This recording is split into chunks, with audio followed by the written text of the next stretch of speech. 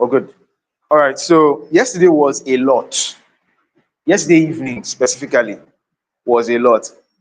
At a point, I was I was I was closing my eye and I was imagining my people on the other side and how they were feeling.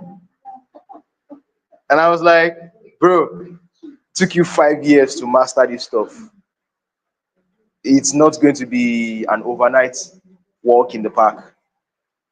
So I wanted to quickly, so before we go into today's session, I wanted to quickly also set some reminders as to how to process those things so that you don't end up being full on paper, partly empty in mind, as the case may be.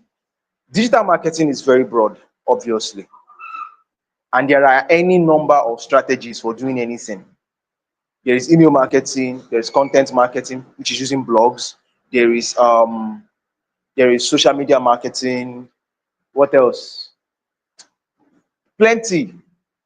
And but if somebody does not see the framework, if you don't see the genesis and revelation of everything, so you really understand, okay, irrespective of whichever strategies, this is how the system works. You need to have a systemic understanding, which is what I want to help us set now before I go into today's topic. It's a case of question number one: how do I get enough eyeballs on me as a person? So attention and lead generation. How do I get enough eyeballs? Am I going to be using social media marketing? Am I going to be writing online? Am I writing on Facebook? Or am I doing videos on Instagram or TikTok? Or am I writing on LinkedIn? Or am I using blogs coupled with SEO, that's social search engine optimization, for people to find me via Google? Or am I using Google My Business organically so that people, when people search, they find and then they reach out? So the first stage is, how do I get visible? Or am I going to use ads? So you can say that all those systems, they all follow a simple stepwise framework. Step one: attention and visibility. And of course, lead generation, because after you generate the attention, you need to be able to move them to yourself. Or if I want to divide it, I would say visibility first. How do I get visible? What am I going to use to get visible? Which is my content strategy. Then number two is lead generation. From this attention that I am getting, how do I then pull in interested people? And you could be doing this online, or you could be doing this offline, based on your own unique strategy, based on your own unique context. Some of us have very large offline networks that we don't even need to bother about social media right now. And I mean every word of it. Some of us are part of clubs, or part of social circles, or part of professional networks, all those stuffs. Some of us have our friend circle, okay, maybe not friends, but our social circle, people who know us, that we know, that we have a good relationship with, is large. So I used to be and that's why the way you learn something sometimes can be a problem for you when it comes to helping others. When we learned purely digital. I was not doing anything offline. So my mindset became stuck, in the sense that everybody who wants to do this thing has to do it digitally. And it became a problem, because sometimes I'm talking and the people I'm talking to, they can't really relate.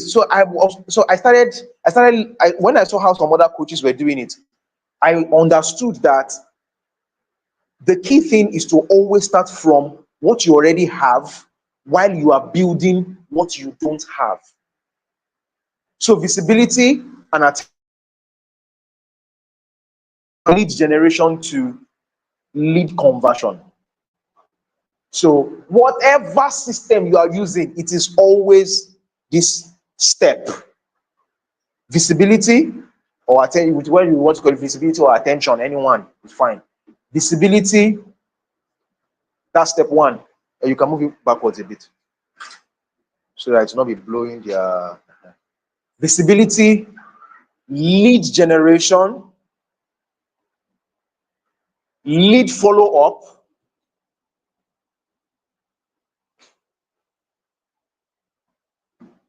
lead closing. Whatever system you invent for selling real estate, whatever technology, whatever specific strategy, whatever specific systems, this is the process. So you can decide. For somebody like me who writes, writing is my comfort zone. I can decide I want to be writing on Facebook and LinkedIn. And yeah, another thing is, always start with one platform first. Don't start trying to do so many things at the same time. You are on TikTok, you've forgotten that the coaches that you're following, that you're seeing everywhere, that was not how they started. They started from one platform. The rate at which my audience on Facebook is growing right now, in 30 days I got like 7,000 new followers. So we've moved from 39,000 to 46,000 in 1 month, and it is still is going like that because of the kind of things I've been talking about and all. Now, the way I positioned myself, this is off the books, by the way. The way I positioned myself, because I wanted to do my real estate business in a way that I am not locked into real estate. I want to be able to talk about other things that affect people of my age group. So I am not, so when you come to my page, you're not going to see real estate content per se. But what I am doing is that I am using those things, because I talk about relationships among young people, the dating pool, the issues with the modern relationships and all of that, men and women, gender roles, gender issues and all of that. But at the end of the day, I am circling back that attention into real estate. Because when I start talking about finance, when I start talking about skills, when I start talking about income, when I start talking about assets, that's why I pull them in. So I didn't start that overnight. It did not jump on me one day. I did it enough to a point where I realized that how am I going to balance this other side of my life with this real estate that I'm now doing, and I am not going to lose one for the other. And so I came up with that idea, and it's working for me. One other person might be like, writing, yeah, but I can find a lot of professional people on LinkedIn, so let me go for LinkedIn. And I dare say that if I am going to start out with social media, this will be my top 3 platforms: LinkedIn, Instagram, Facebook. TikTok will be my number 4. Here's why I say so. TikTok is still a growing, yes. And when I say growing, I mean that the audience on TikTok is just maturing. When TikTok first started way back in the days, it was young people. You dance, you follow trend, you shake bum bum, all those things. That was what they were doing. So TikTok was just for excitement. And so a lot of people, so brands, except brands that were targeting young people, brands that were targeting advanced audiences, people who have money to spend, real money to spend, they were not. So TikTok understood that, like, if we continue to do this fast food kind of algorithm where people get excitement in 7 seconds and they move to the next video, it's not going to serve the long-term goals of brands who are going to use our platforms to advertise. So they started changing the algorithm. And now the audiences on TikTok, we are now finding more older people, in their 40s, in their 50s, in their 60s now on TikTok, because they are now taking it seriously. So I would say that, okay, now good news. TikTok now allows images and text. So I can be building on Facebook and also porting to TikTok. TikTok, as it is, can allow you faster growth. January 2020, that's my video. Who's playing that? No, just please. What happened? The video wanted to play itself by itself so that I can hear that it is. I know you, dear video. Thank you. I spent 150K on that video, by the way. So you know that it's not joke. So the thing about TikTok is that you can have accelerated growth because people are still pouring in, and then the algorithm is still very relaxed. So if you feel that, okay, if I'm taking one social media platform and I can add TikTok to it, and you think you can manage it, great.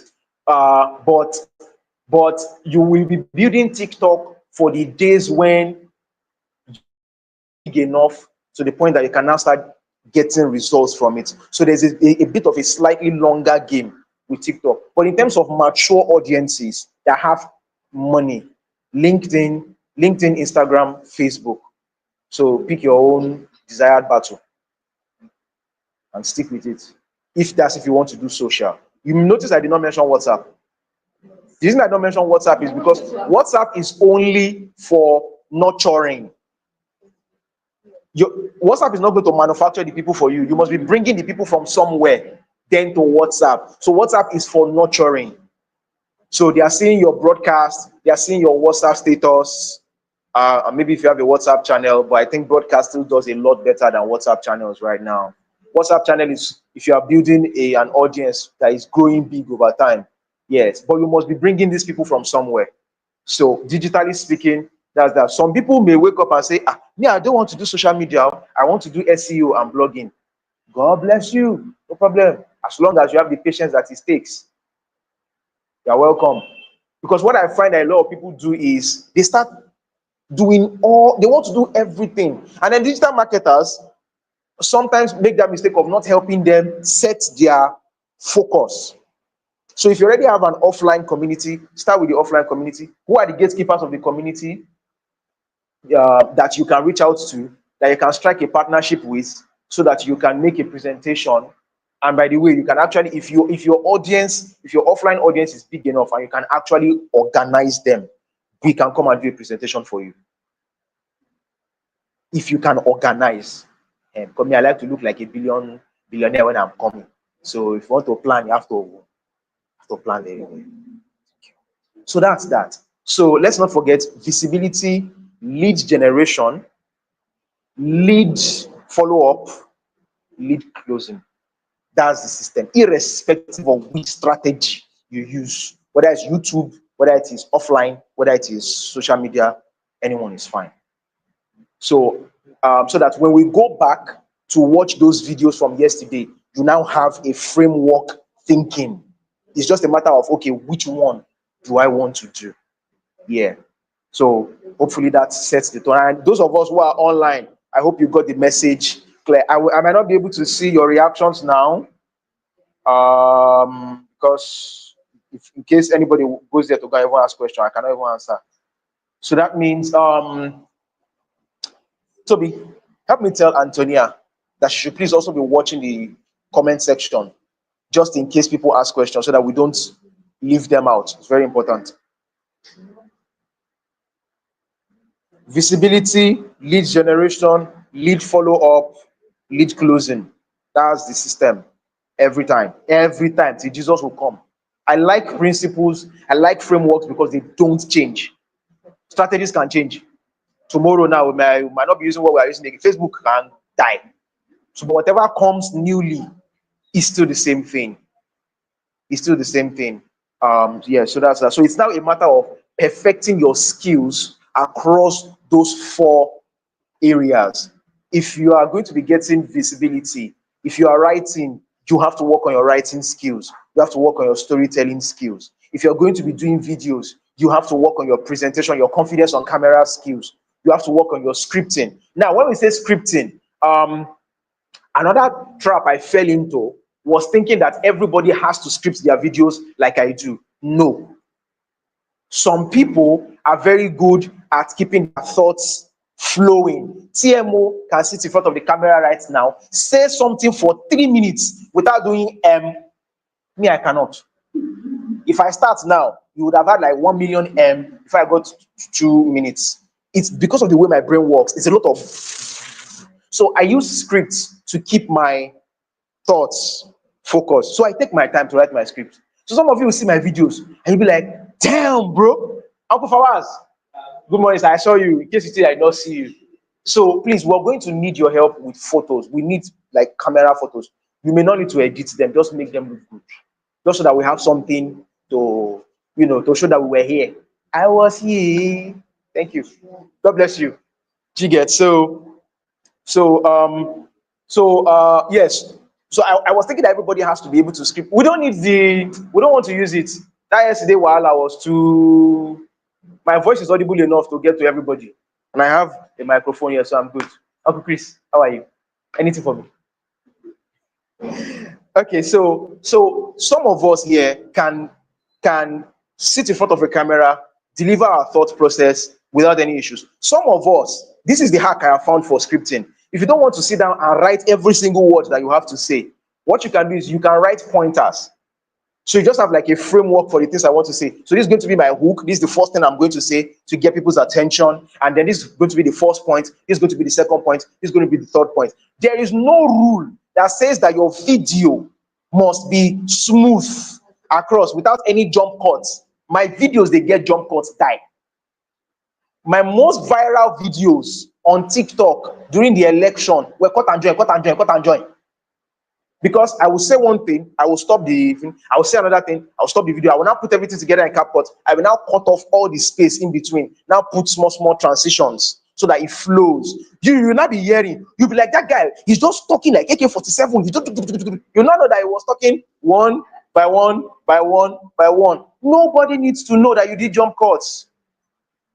These days, I am very big on simplicity, because if things are too complex, people cannot take action. So there's no rule that says it must come out clean and perfect. In fact, in most cases these days, as long as the imperfection is not too much, people actually want a little bit of imperfection in what you are putting out, especially videos. If everything looks too polished, it's a turn off these days. See, we've gone full circle. Let me use an analogy. Back in the 90s or 80s, early 80s, before I was born, there was a time when it was this Elenu Yanya trouser. I don't know what they call it. Old school. It was old school. It was the fashion. People moved away from old school, started wearing straight trouser. Is it here? Yeah, of course, it's coming back. So they started wearing straight trouser. From straight trouser, they moved to baggy. From baggy, they moved to pencil. From pencil, they moved back to straight because they realized that pencil was looking somehow if you don't have straight leg. Now they move back. So it just keeps going. Do you get like that? So I mean, I just needed to say those things for us to have.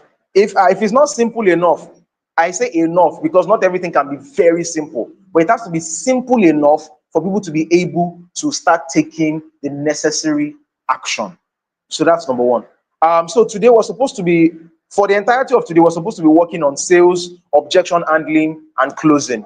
So I'm going to be taking the first part. That will be topic 7 and topic 8. I made a mistake of putting topic 8 twice, and there are different things under it. So I'm taking the topic 7 and the first topic 8 in our course guide. Because at the end of the day, after all the plenty English that you speak on social media, it is whether it converts that matters. It's all about the money, yes, at the end of the day.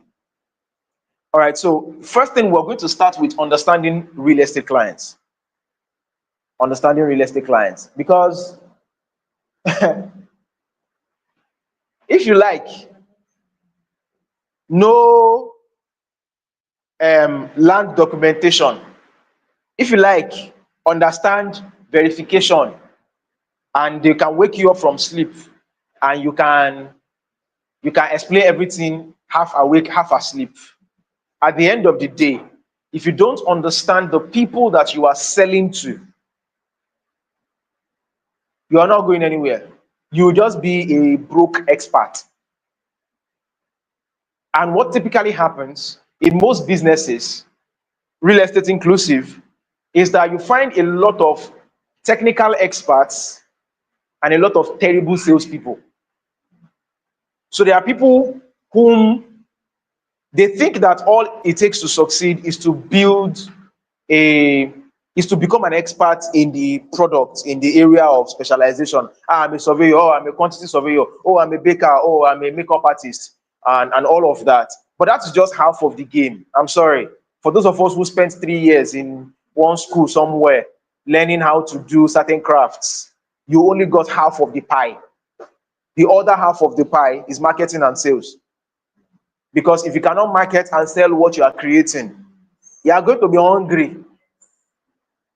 So now people are beginning to realize that being a technical expert is not enough. It's enough for you to be able to design a great product, design a great service, but it is not enough for you to be able to get enough sales if you don't understand the people that you want to sell that stuff to and create what you are creating with those people in mind, so that when they see it, they automatically immediately understand that it is for them.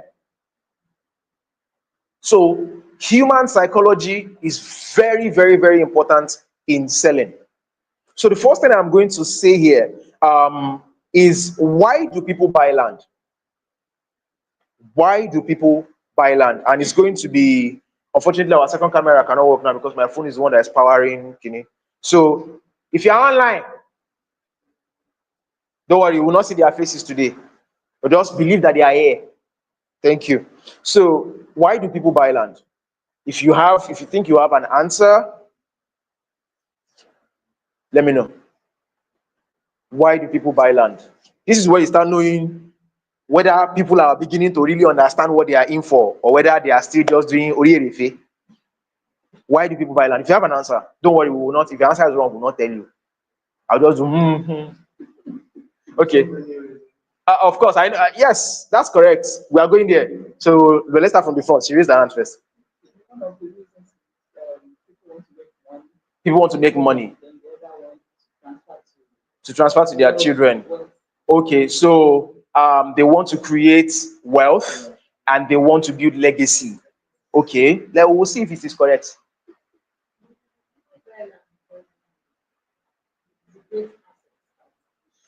Okay, so they buy land because they want an asset. All right, something that they can use to. Okay, so yeah, so they are buying it with future speculation that it would add value, and then they can sell it off at the increased value later. Yes, yes. Okay, we'll see if you are correct. So you, yeah, I think I saw your hand up. Sorry, I think it was like this. Okay. For emotional reasons. You really think that's correct? You're sure? Final answer? No lifeline? We shall see. All right, sir. Some buy for comfort. Comfort. Is it possible you can specify that comfort a little bit so that we know exactly what you mean by comfort? Okay, I am living in Mm-hmm. some millions into my hand. Yes. I am tired of the shenanigans. Mm-hmm. From Oga landlord. I need my own space. Space. Yeah. The best thing is acquire my own land. If I want to do that. Yes. Then Okay. Let me go and check if the answers are correct. All right, let's give yourself a round of applause. Everybody was actually correct. Clap for yourself very well now. If you don't appreciate yourself, nobody will appreciate you. So we are actually all correct. Every one of us has actually touched on one or two of the reasons why people buy land. But we now need to make it very granular in technical language so that we really understand what we're talking about. So I have about 7 reasons here. Number 1 is people buy land, like she said, for capital appreciation. Capital appreciation that my money will add value because I put it into something that will add value. So that's capital appreciation. So that's the first reason people buy land. Now, the reason why this aspect is very important is because you must understand that every investor is not the same. Not everybody is coming to you for the same thing. So you must be able to match whatever product you have. Are we fine? Oh, praise the Lord. Because once I see you like this, my heart will just do boom. So you must be able to match what people want with what is available from you.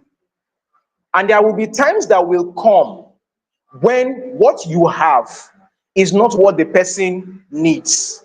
And you must be able to ethically accept that you don't have what they need. But maybe you have some other colleagues who has that you can partner with to serve that person's need, and then you can split the commissions. Good. So that's number 1, capital appreciation. And typically we do that through land banking. You buy the land, you wait for it to, yeah. Number 2 is Cash value preservation. Cash value preservation.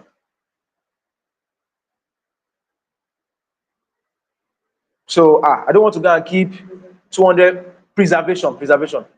I don't want to go and keep money in the bank.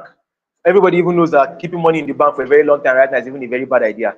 So everybody's thinking of where they can chook their money that can be adding something. So it's now a question of the instrument you are putting your money into. Is it moving faster than the inflation rate? Because if inflation rate is adding 15% every year and what you are getting is 12%, but then I don't think inflation rate has 15. It will be a very bad inflation for it to be increasing by 15% every year. Like so, yeah. So cash value preservation. But a person that will leave money in real estate for cash value preservation is not somebody who needs it next month. The kind of money people will leave in land is money that they don't need for a significant period of time. Not every customer who comes to you is going to be somebody who has that kind of luxury.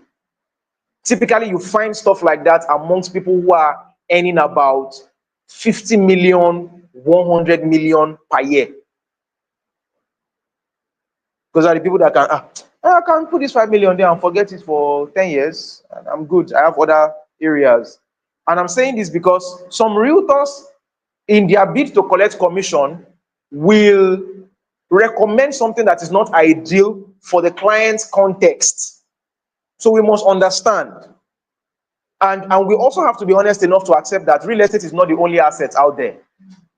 If I'm talking about assets today, you will never see me make it look like real estate is the only way in which now that we need to even dump those very unprofessional mentalities as realtors. Asset classes there are low risk assets, there are medium risk assets, there are high risk assets. Ideally, real estate falls under low risk, high returns, but it takes time. But if you're going to get something from a low risk that's high return, you are waiting a long time. There's high risk, high return, crypto, and then there are medium risk. So it all depends on where you want to play. So we must understand those things. We must understand that land is an asset. Land is not an end in itself.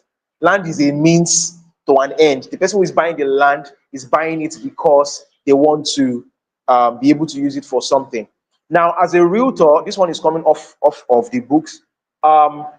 You should invest your time in reading good financial books.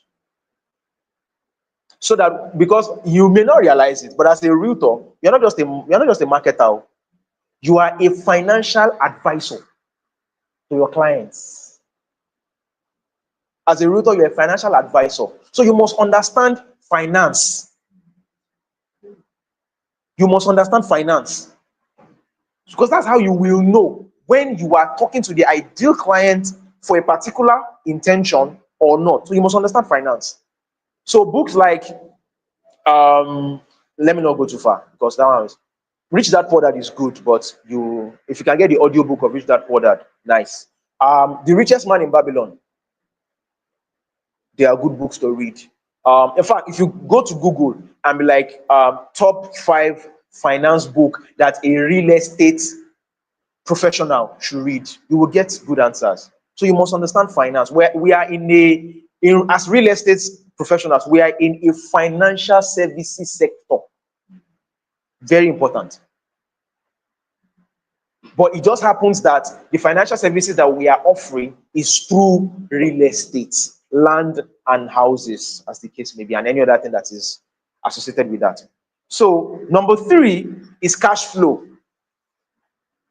Third reason why people buy land is cash flow. Buy real estate, not just land, because it can be a bit tricky to use.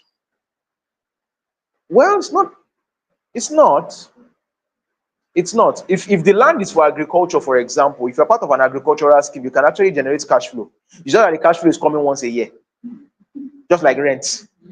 So yes, land can also generate cash flow, but it must be something that's generating produce. So that's under agriculture. So cash flow. So land and house features under that. Rental property is under that. Short lets, and all that. Hotels, even though that's under commercial, is so yes for cash flow. So it is very important to. There was a time I posted a series of very controversial takes about about building a house on Facebook. That was the first time I got like my first 3,000 followers, plus a lot of bashing.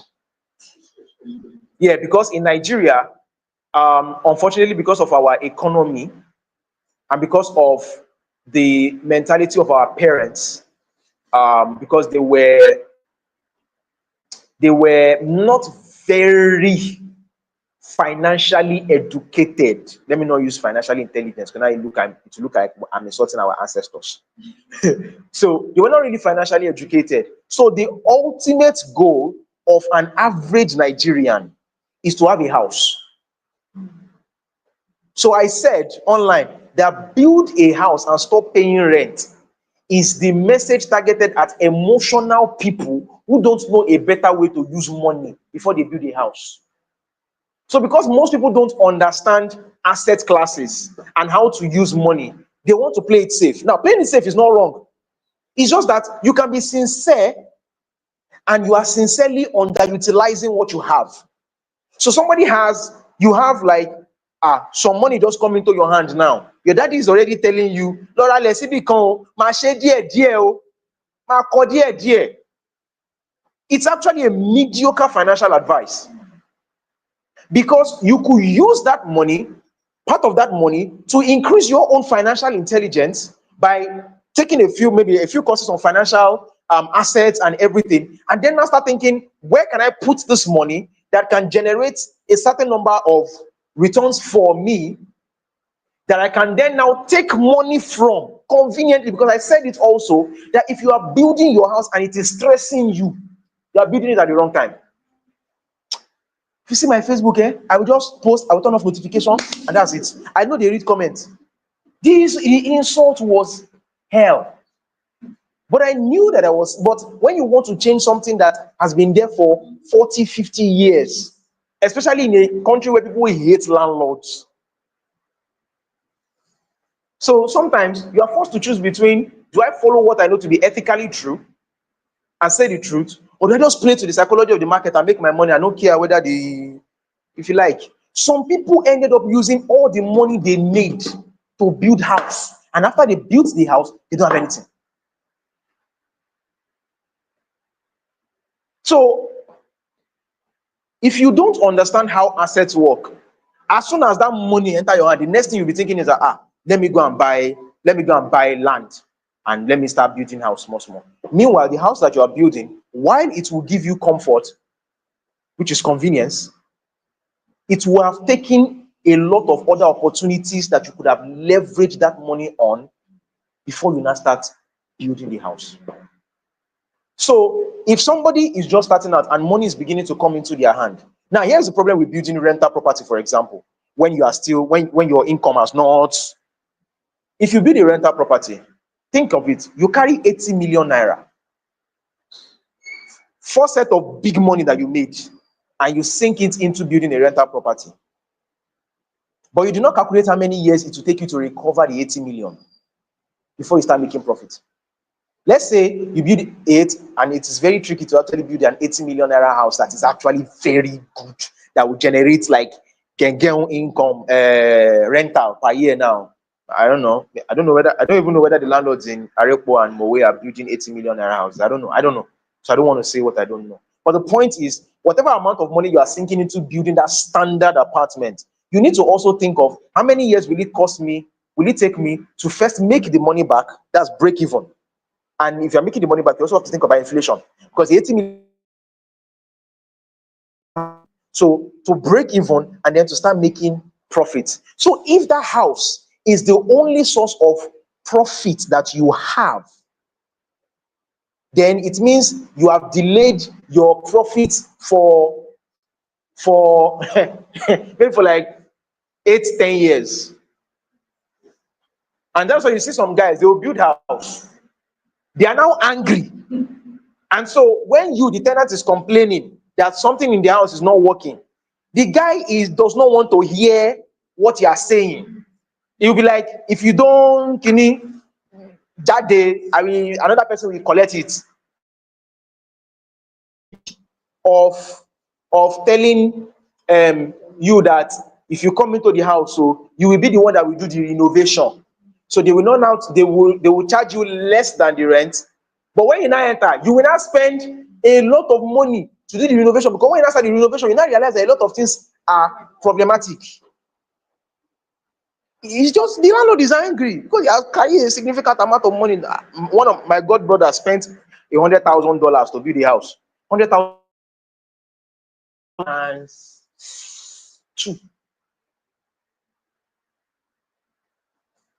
If you come to naira right now, you know how much will be in your account, but you sank it into your house. So maybe he has not even broken even on the money that he even spent on the house. So you build a rental property when you already have other income generating assets that are producing good amount of money for you, because you know that you are building the house, you are building the house for, you're building the house for, I call it eternal cash flow. Though it is, even though it's not technically, but let's say perennial cash flow. Because the point of carrying the 80 million and using it to build a house is that I don't want to use this money to do oble. The money just come and disappear into thin air. So I'm going to put it into this property and it will keep generating income. So when you are building a rental property, you're not primarily targeting profit. Hello? You're not primarily targeting profit. You are targeting cash flow. Profit is a secondary interest. So instead of me carrying the 80 million and just blowing it at once, I will now be collecting the 80 million back. Do you get, in small, small portions every year as rent? But I know that once I break even, the rest is pure profit minus whatever it is we use to maintain the house and all of that. This is what I said online, oh, that they want to cut off my head. But the truth is the truth. So cash flow, number three. Number four is where Oga Joe's point falls under. That's residential purposes. Mm. So I said land can function as cash flow if you're using it for agriculture. So maybe you bought from a company that is doing agricultural. Rep 360 was we stopped because of some challenges that we saw. They were stealing yams, all sorts was happening, and so we just Abule, so we stopped. Yes, but some companies are currently doing agricultural. So if you partner with them, you are coming in as an investor. You own the land, and then they are also farming on the land, and then you're getting returns every year. So that's cash flow. You collect 500k, 1 million, depending on how the size of what you bought and everything. That is that one to buy biscuit and pure water. So then number four, I mentioned residential purposes. Number five is leisure. Yes, leisure. Some people, you want to ask a question? Okay.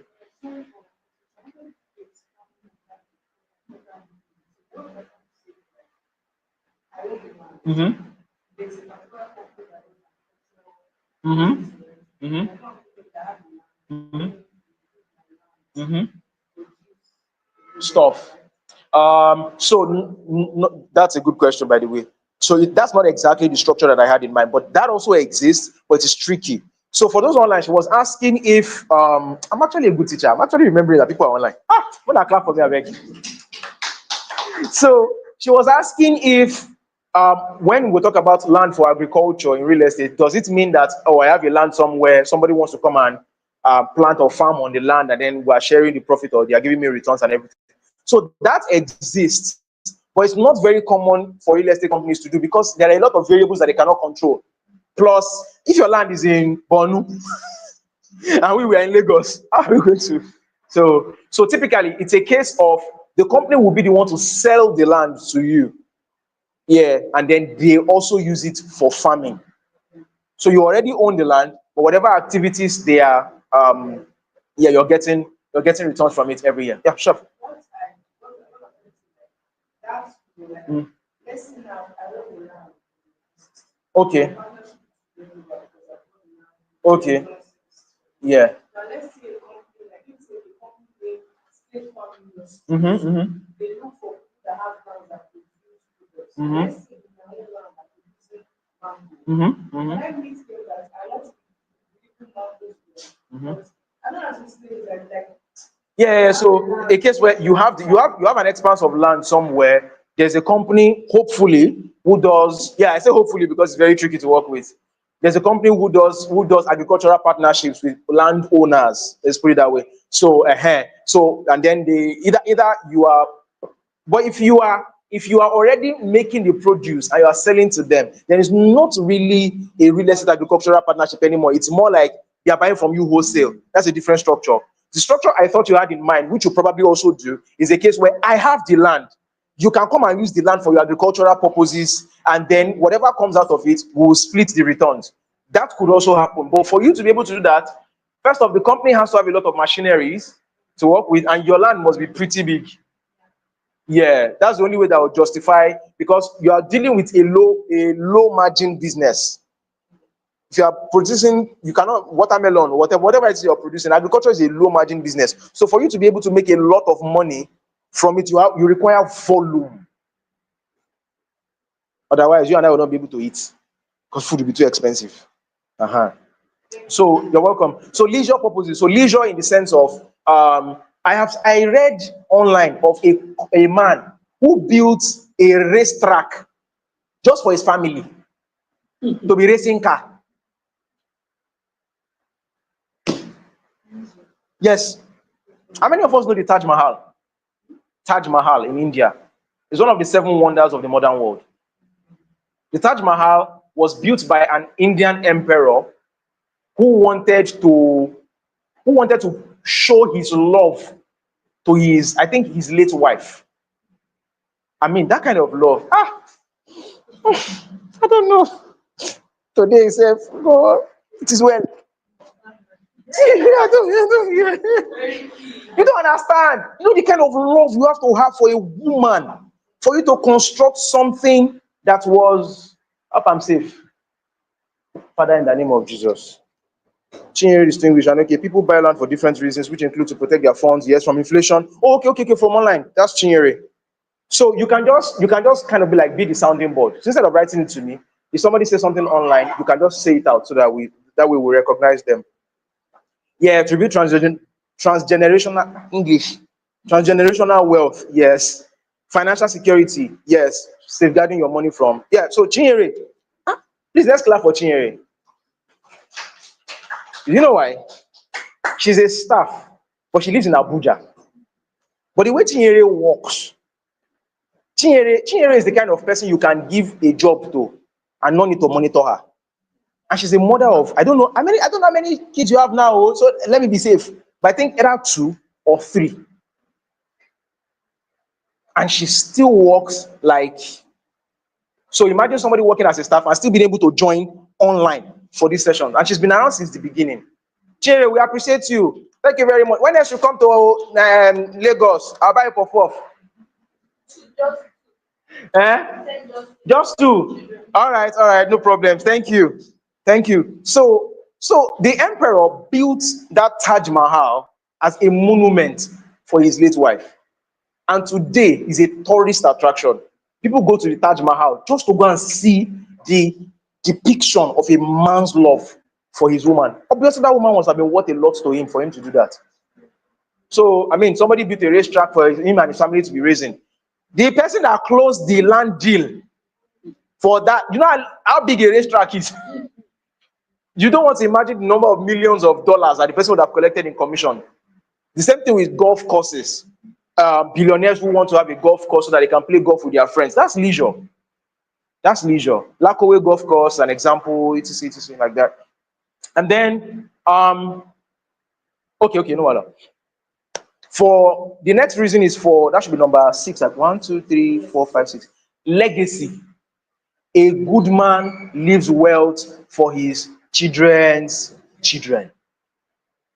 When you realize that the rent that you're collecting today is because of grandma. See, that's flex. I say a lot of these rich people, they do it. Somebody is buying land now for you. She went upstairs. Somebody is buying land. Huh? Mr. Dimeji is around. Hey, you should come and say I'll be collecting breeze with us. So, imagine that your grandmother, Mr. Dimeji, good morning, please let's clap for him. That's our next facilitator. But Only at home could be 12, 12, 30. All right, boss. He's also our accounting consultant. Yes, but that guy, don't worry, when he comes, you hear his gist. That man has like 3,000 people under him, downlines, as he's working around simple like that with white clothes, making mad money from real estate, even though he's also an accountant. So, so for legacy, imagine that your parents bought Ikeja, land in Ikeja, close to GRA, before 1978. You might be wondering, why did I say 1978? The Ikeja airport that we know today was built during the World War II era. Yes. But in 1978, it was expanded and then renamed to the Muritala Mohammed International Airport. I was shocked when I found out online, because many of us thought they built it and then they named it Muritala. No, it was there as far back as World War II. So Lagos has been on the map for a very, very long time. You have a question? Okay. So imagine that your parents, maybe they just had like 5 acres and they did not sell it. They did not sell it. They just fenced it, and maybe they put some people there to be farming. And then in 1995, their grandchild, they died. They now will this to you. You in 2000, and these are theoretical scenarios though, because it's hard to have land like that there since that time, and they've not tojubole for you. So, but let's say it is possible. Do you get? And you in 2006 now decide to build. Let's say shortlet was a thing then. You now have that land, you now build shortlets,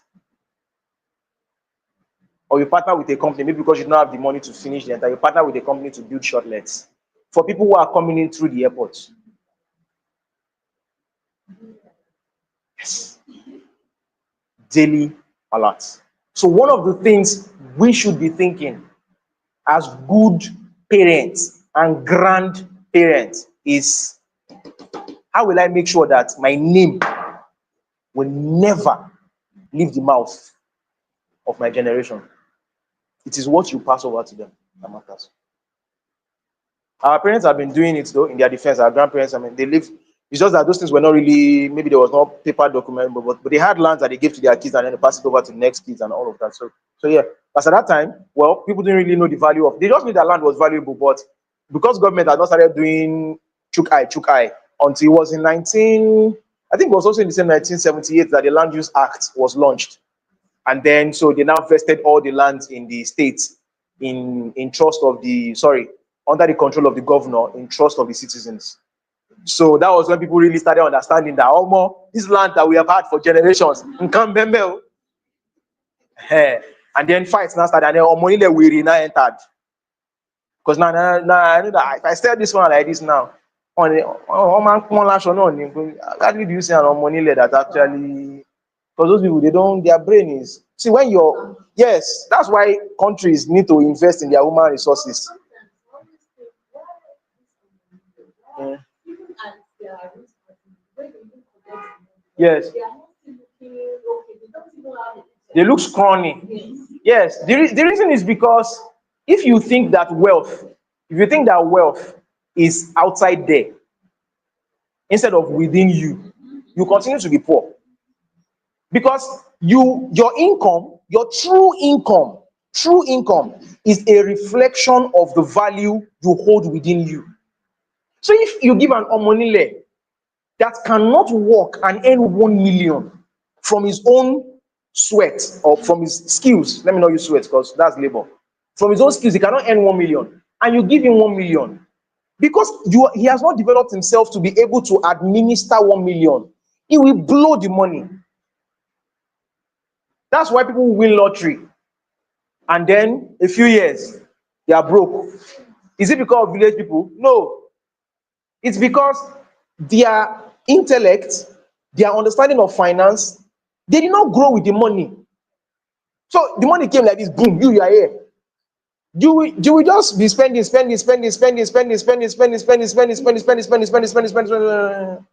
and then you come back to square zero. If God help you, maybe you have like $1 million left. If God helps you, I heard of a case of somebody who won lottery. Smart guy. Hopefully, maybe God was behind him. The first thing he did was to call a financial consultant. I have this money. I have not told my wife.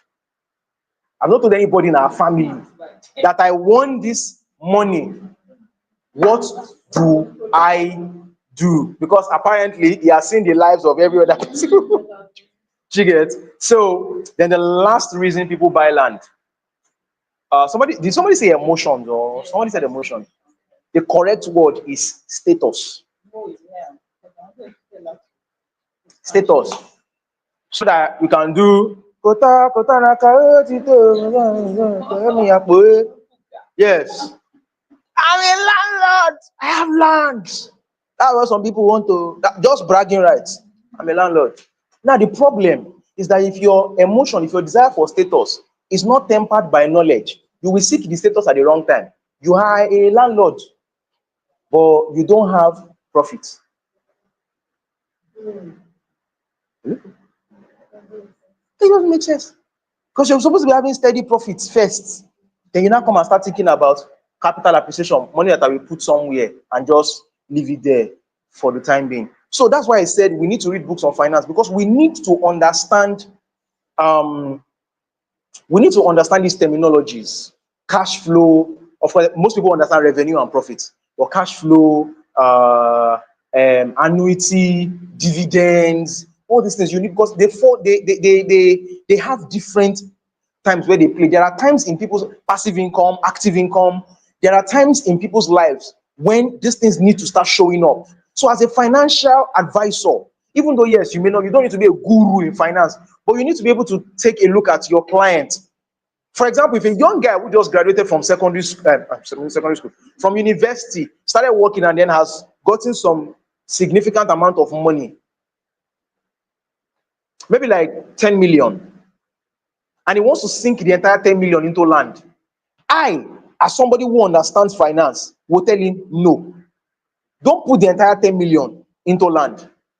Divide it in two. Use 5 million, buy land.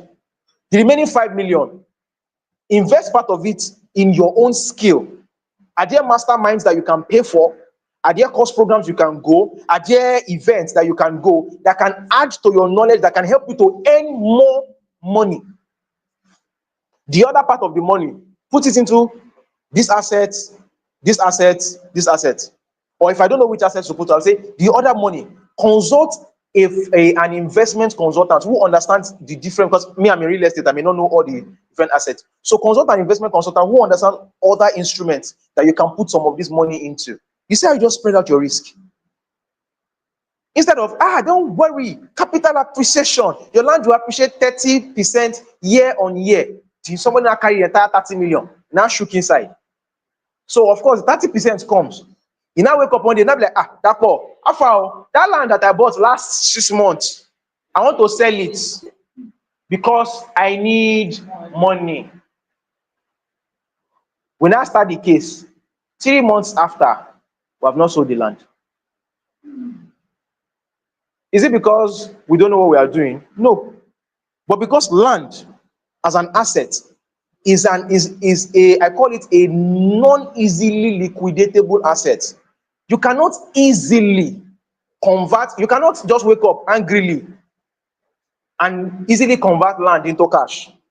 There's a duration on average. I say on average because there are some people who have the network to be able to do that, but you are not everybody. So it's not easily convertible to cash. So if the person is looking for, I will put the money in the land today, and then 6 months later, I will flip it. Okay. There are certain contexts that are necessary for that to happen, but it doesn't happen overnight. So if you understand the context of by the time you as a consultant start asking them questions, they will know that you understand what you're talking about. I'm talking to somebody right now, and I showed him Kairos 30 million, Primestone 10 million. I showed him the Croft, and I asked him, how much do you have to spend? He didn't want to specifically mention. It's understandable, it's not a problem. Me, last, maybe na Kairos he go buy last time. But I wanted to know the amount of money he has to spend, his context, because he's a family man. I know he has a very good source of income. He's a sound engineer, travels all over the country to do sound engineering for people. So that one is not a problem. So, but when I know what he's willing to spend, I can then say, okay, this is the based on everything you've told me, this is the best option for you. That's our job. As whether you call yourself a financial, I think I would prefer to say wealth advisor or financial advisor too is good, but financial advisor for real estate. If you don't start seeing yourself that way, you will just be there. When and it's very easy to know when somebody is looking for commission. You see, there's something we call commission breath. It stinks. People can easily know when this person is hungry. Yes. You don't want that to be your case. All right. So let's go on. So we finished understanding real estate clients. The next point is the three dominant emotions. The three dominant emotions in real estate. Everywhere you look, you will easily see them. The three dominant emotions in real estate. So at any point in time, it's likely that you are moving people from one of these emotions to the other side. Number one, fear. And we use fear to sell very well. Hey, don't buy that land before you read this document. 3 reasons why you must not buy land in Lagos State if you don't know this. How to prevent a real estate company in Nigeria from scamming you if you're in diaspora. Stop. Do you have C of O? We use fear a lot because the industry is dominated by fear. Nobody wants to buy land now without being very sure that they know what you're doing. So if you, as a realtor, knows the topics, and you can use ChatGPT for this actually.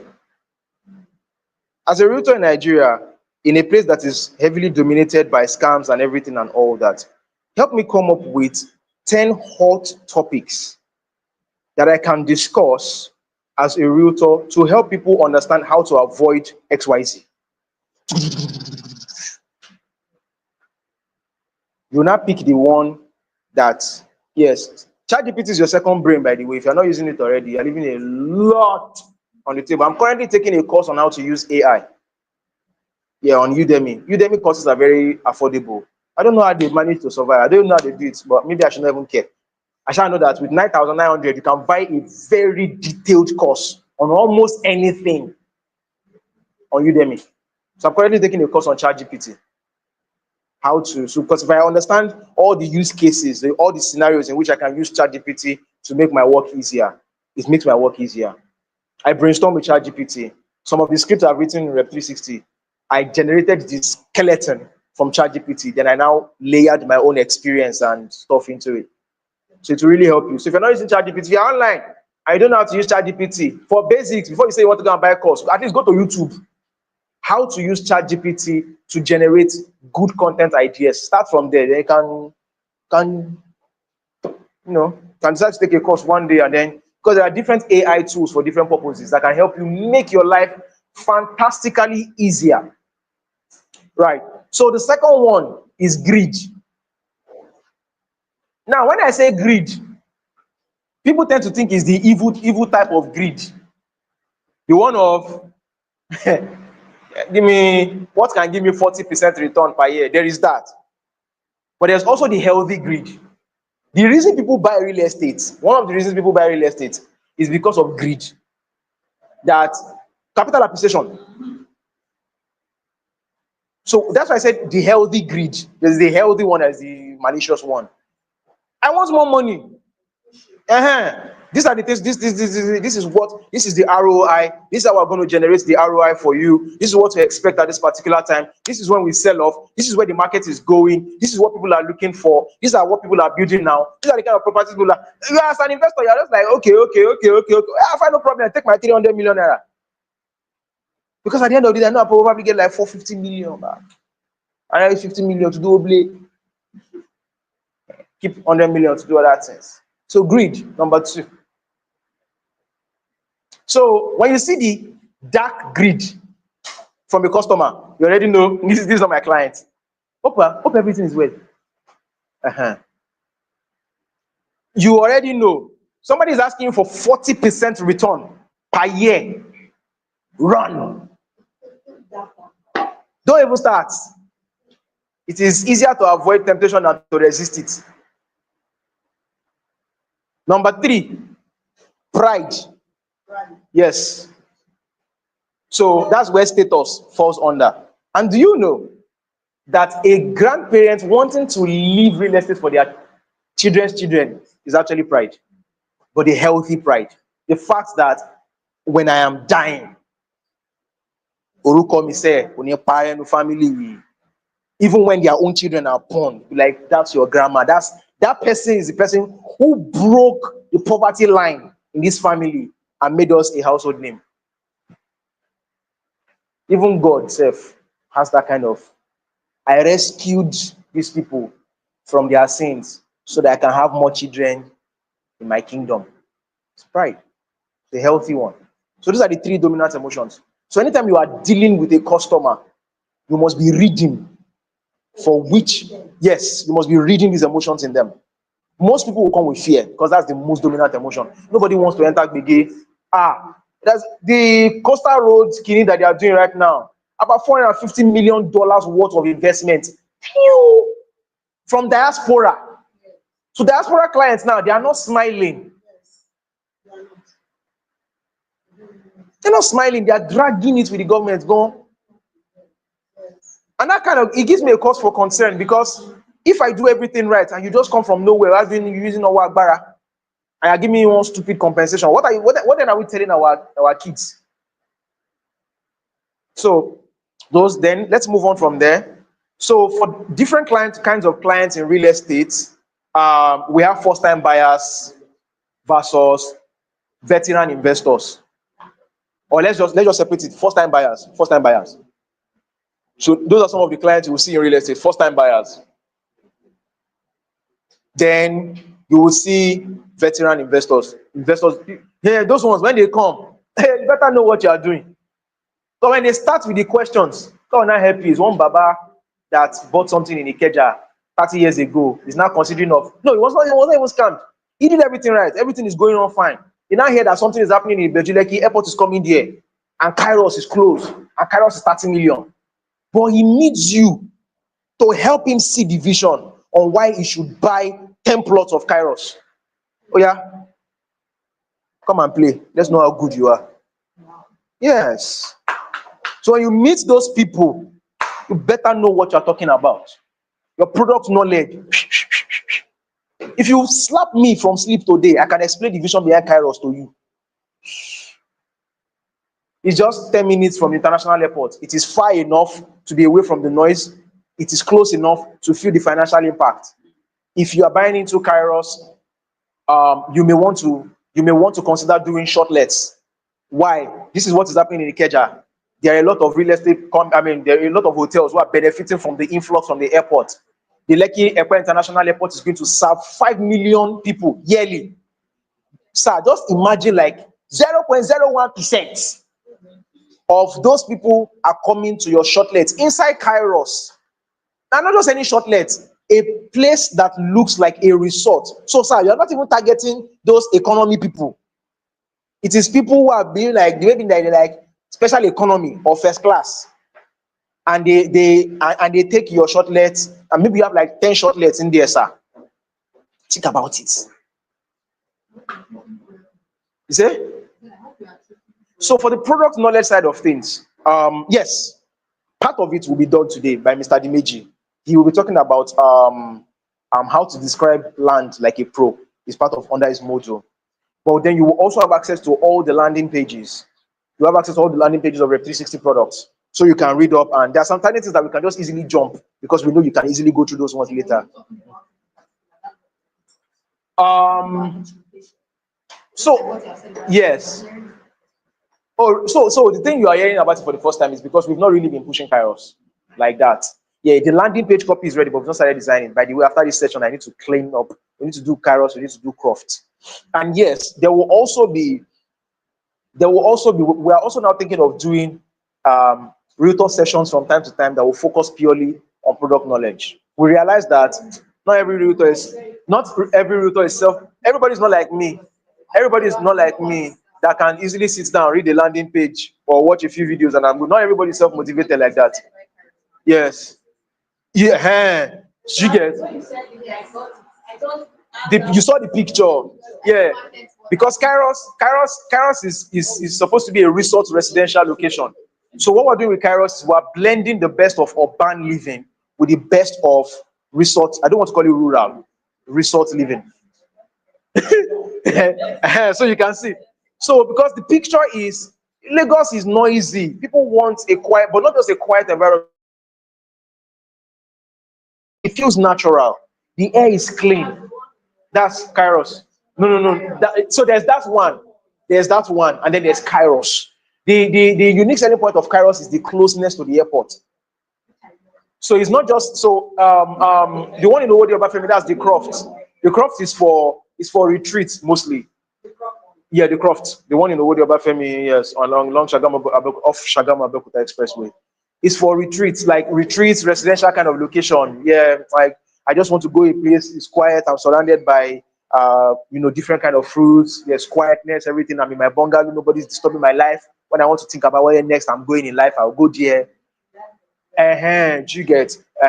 So, but for Kairos, it's designed to be like a resort. So it's going to be the resort section of it. It's going to be the residential section of it, and all of that. And people in Kairos will not have to step out to go to a resort. The resort is right there inside. Okay. So businesses that want to do company retreats can come to Kairos. They can come to Kairos. They can book any set of shortlists that they need for a duration that they need it and everything. So so it's like the income is easily foreseeable for anybody who has the money and who has the patience. Because the international airport typically will probably take about maybe, I don't know, a year, 2 years to complete. Yes.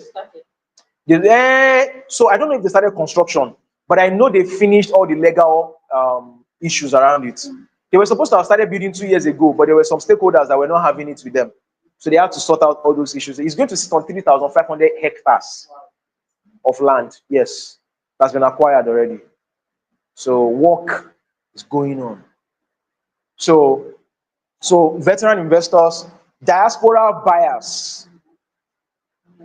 The reason why we are itemizing these different kind of clients is because while there is a general underlying psychology, every person's context is unique and it dictates the unique psychology that they will exhibit and that you will apply. If you're dealing with a first-time buyer, the questions that a first-time buyer will ask you is not the questions that a veteran investor will ask you. Not necessarily. A first-time buyer may ask you, now a first-time buyer is one of two things. Is it that he has had a lot of the bad news and he has 1 billion questions, or he has had a lot of the bad news and he needs you to take him through the entire process. A veteran investor has the pointers that he is looking for already. You don't need to talk too much. Those are the kind of customers you will close. You'll be like, they did not even stress me. Yeah, they cannot even stress you because they already know their left from their right. But do you realize that it is one person somewhere else that did that job of bringing up that person to that point? So you are benefiting from another person's effort indirectly. So then we have affordability versus luxury segments. A person who is the kind of customer who may be interested in the Croft may not be the kind of customer who will be interested in Kairos. Now, at this point now, I will now have to start rushing because worst case scenario, I want us to close this out by 12:31. Though Mr. Dimeji is not in a hurry anyways. But if I'm talking too fast, we'll lose the essence of what we are doing, and I don't want us to lose that. So let me ask you this tricky question. I'm telling you now, so you know it's a tricky question. Which of these is harder to sell? A 5 million naira product or a 100 million naira product? Which of these two is harder to sell? A 5 million naira product or a 100 million naira product? Remember, I said it's a tricky question. So the answer is not easily obvious. So you may want to think about it again. Million or a product of 100 million. Which one is tricky? Which one is harder to sell?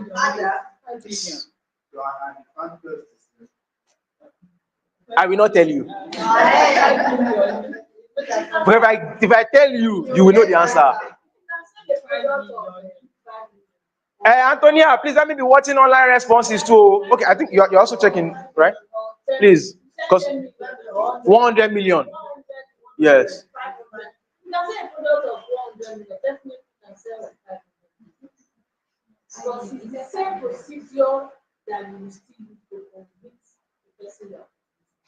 Are you sure?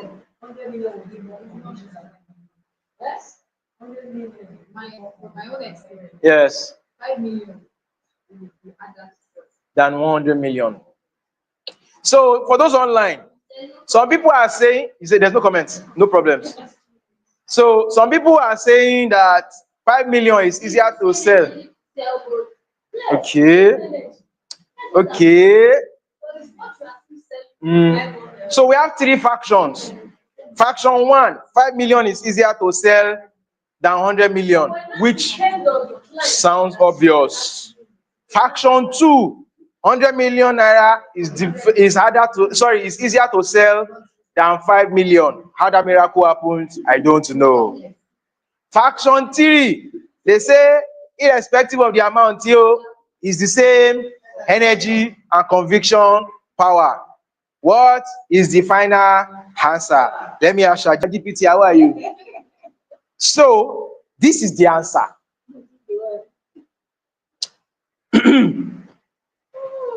The answer is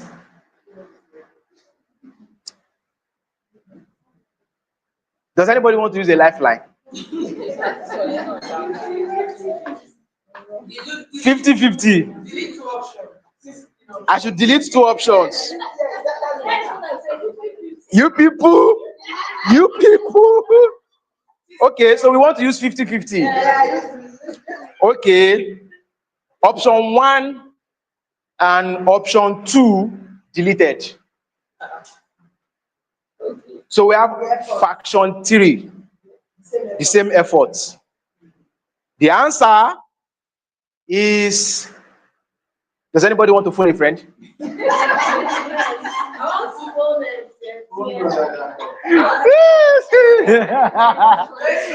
The answer is, it takes the same energy. But why? That's the answer we must have. Why? The reason some of you feel that 5 million is easier to sell than 100 million, and some people feel like 100 million is easier to sell than 5 million, is because of the quality of customer that you were dealing with. The customer is the equalizer. That's it. The customer is the equalizer.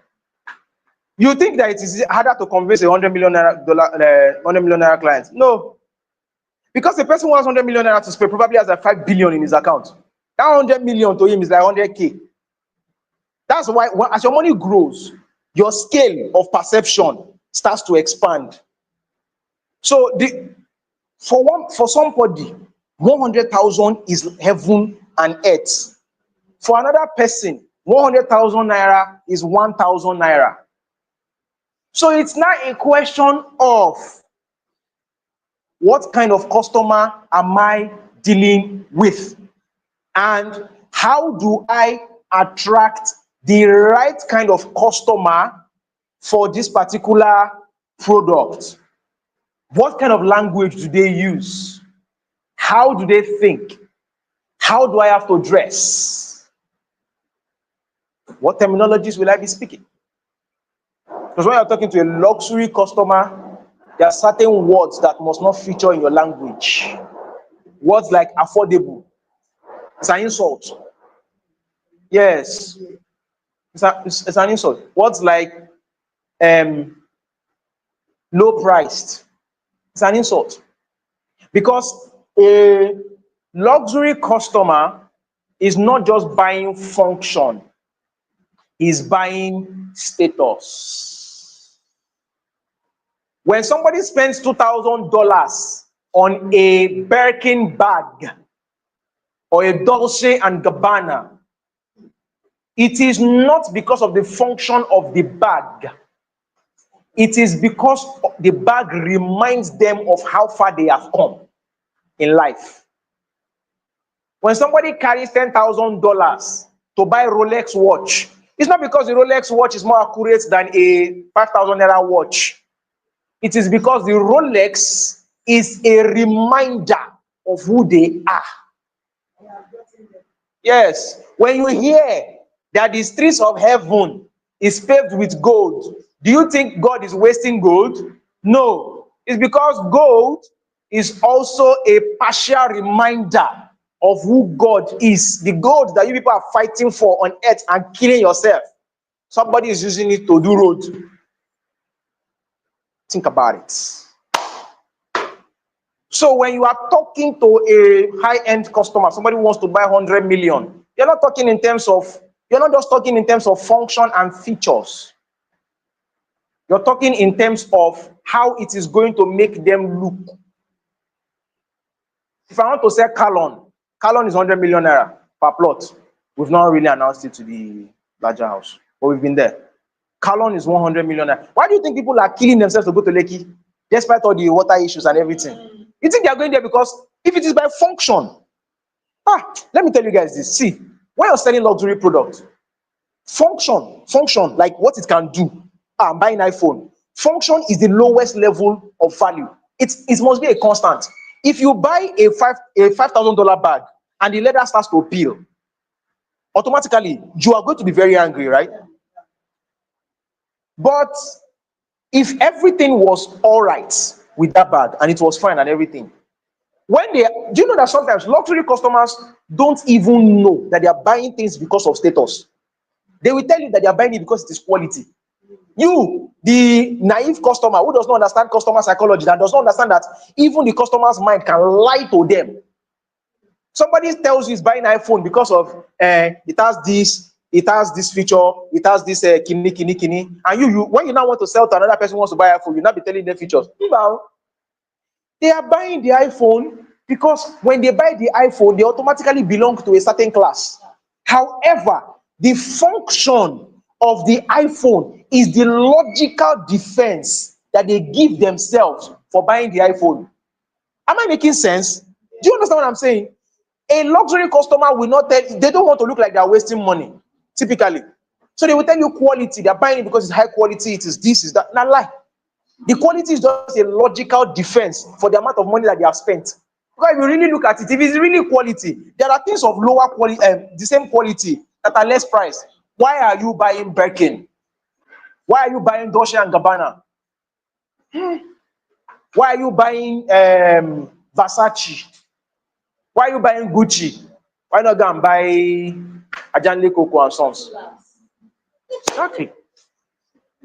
So status is very important for people who are spending a lot of money. They always want to be in a state where they are always looking like they are at the top of the food chain. So you must always factor that. So you see the way I marketed Kairos now.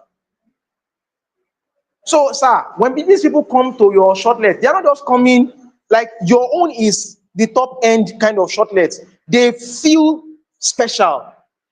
These companies can book you because.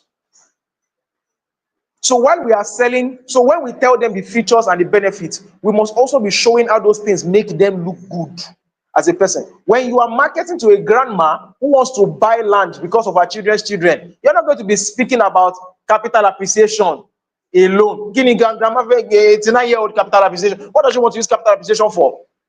You are speaking in terms of how those things is going to make our children happier. God, I've entered the heavenlies. So let's go on. So this is why it is very important that we understand the people we are selling. We must understand the emotions, the dominant emotions. We must understand who are these people. I think it's people in the other house. The things that are driving them so that we can, and that's why if you don't know, the first thing you do is you start asking questions. When you go to a doctor does not automatically start prescribing drugs for you. The doctor is asking you questions. He wants to know the symptoms. He's watching you for signs so that he can then know what next to do. So, as a salesperson, as a realtor, as a financial advisor, as a wealth advisor, your first step in getting a lead to convert is to diagnose them. You want to know where they belong in your profiling before you now start educating or talking to them and all of that. So that is very, very important. All right. So that brings us to the end of the segment on customer psychology and all of that. Let's give ourselves a round of applause. Please, I need water. Please tell Anthony I need bottled water. Hey, Joe. So we're going to move to topic 8 now so that we can close out. Well, we've done 2 hours, but you do not know. Exactly. That's why when you have a good teacher in class. So now we're moving to real estate skills and strategies. I will cover a couple of things under that, and then Mr. Dimeji will now come in. I don't people tell him today. Say today, not today. Say no, they don't go anywhere. All right. So we are going to quickly touch on lead generation strategies, which some have already talked about. So it just makes it easier. So, like the question is, how do I get leads? Again, we've mentioned some of it already, so we'll just go over those things again. And so number one, and please, this is extremely important. I was in a training where somebody said that the best time to ask a customer for a referral is immediately after they've bought from you. Please keep that in your left hand. The best time to ask for a referral from a customer is immediately after they have bought from you. Because at that point, the excitement is still very high. So you can ask them, do you think, I just want to ask you, do you think that there are other of your colleagues or friends who you feel share your vision, see the language, for this kind of property that we can help them come on board? Can you see my language? I did not say others of your that would like to buy land. Because you must also always be talking in terms of the end result. The end result. Every time. Every time. Even when you mention the means, it must always be connected to the end result. Yes.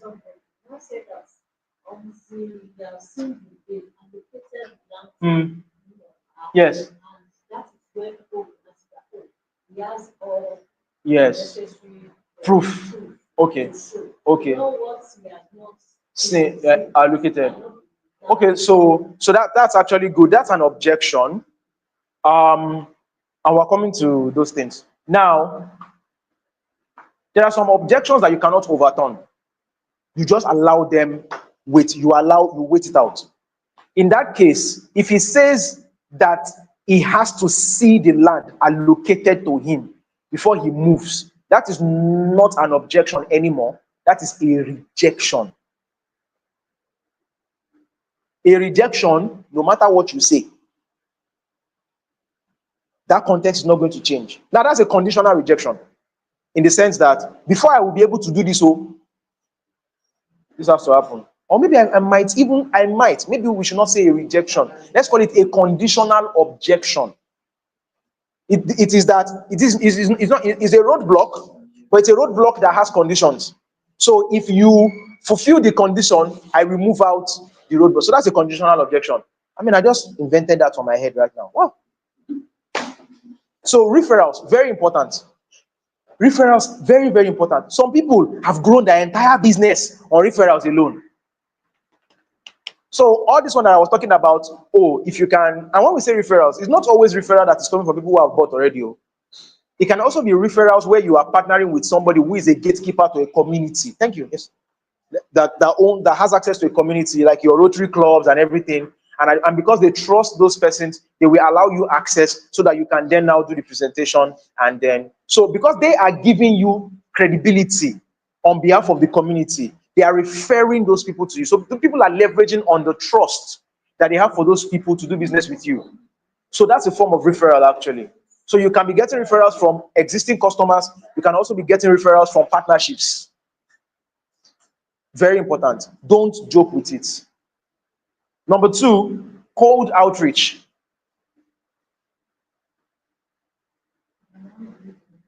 Number one under lead generation is referrals. Yeah, so we're under lead so we're talking about real estate sales skills and strategies now. So we're talking about lead generation strategies under that model. And number one is referral. Number two is cold outreach. Now, this cold outreach, yes, is a bit of a tricky one, and it's not one that many of us typically like to do, which is calling people completely out of the blues or sending a message to those people that you are Facebook friends with, yes, and then you are trying to see if there is potential or opportunity there. It can be a longer funnel to work with, can be a longer sales process because you don't even already know if the person is interested, or whether they have the capacity or stuff like that. Yes. But typically, if you want to do cold outreach, the first thing you will want to do is you want to establish some common context with the person already. So, for example, if I was at when they are doing all these networking events right now and everything, we have to start introducing ourselves and everything. That's actually it's cold outreach and it's long because now I have to first tell you, okay, this is who I am, this is what I do, and all that. But when you're doing cold outreach, you are not pitching. The mistake that many people make when they start cold outreach is they start pitching immediately. It's annoying. You don't even know if I need it. So the first thing you're doing during cold outreach, COLD, cold, tutu. Yes. So the first thing you are doing during cold outreach is to see if there is opportunity. You may wonder how. It's questions. So it depends. So first of all, it depends on the kind of platform that you are dealing with. If it is online, then it's going to be a case of, hi, good afternoon, how are you doing? If it was my Facebook friends, for example, I don't do cold outreach anymore. Yeah, because now I have bigger ways of getting attention.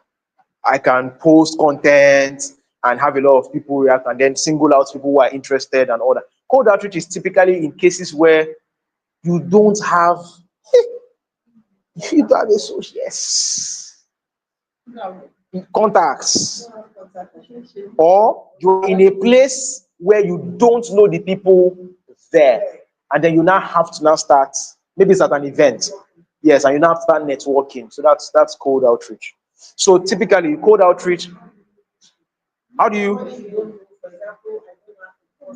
Mhm. And so the first thing you're going to do, so the first thing in cold out, yeah, not to bore her, not to bore her. So if you're doing cold outreach in that case, in that kind of situation, it's going to be a case of introducing yourself first and what you do, right? So yeah, this is who I am. This is what I do. It's nice to meet you. Um, Exchange contacts. Usually, I prefer events where there's actually networking opportunities in between because it can be harder if you go to an event that is not designed for something like that. Yes, and everything. You go to a wedding party and stuff like that. And everything. So, if you're going to be doing cold outreach in a wedding party or something, for example, first off, the first thing that I'm going to be doing is I'm going to be I'm going to be I'm going to be interacting a lot in the sense that I will try to be in the event as much as is possible. So, for example, they are cracking jokes or they say something, I say something funny because I'm trying to get attention, anyways. People are dancing, I join somebody to dance, like every time when there is an opportunity to participate, I am participating. And then before you know, somebody like, bro, I'm you they try. I just saw you were doing the kini. That one is cold, but you have warmed it up because you have participated. Then from there, like, so I'm like, oh, how? Okay, how are you doing? What's your name? My name is Kiniko. And immediately, my name is I am a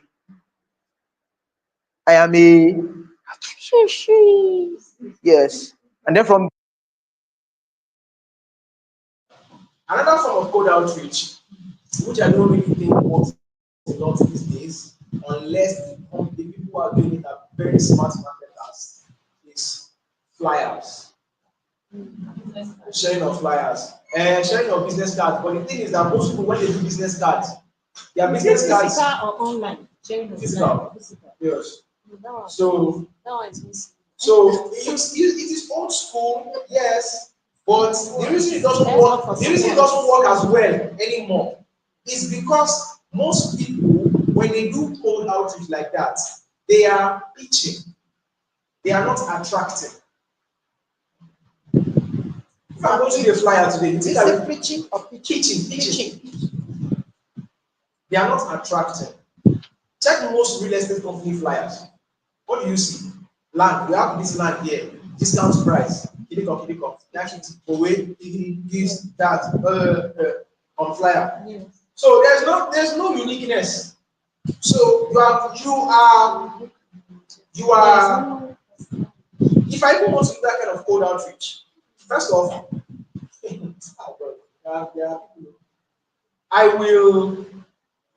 I will start with a story, or maybe not a story, but a headline that is benefit giving. Not this is the name of our company. We have land here, we have land here, we have land here, we have land here, we have land here. This is the price, this is the price, this is the price. Patronize us. No. I will sit down. This particular land, what is the good benefit of it? Why should people buy it?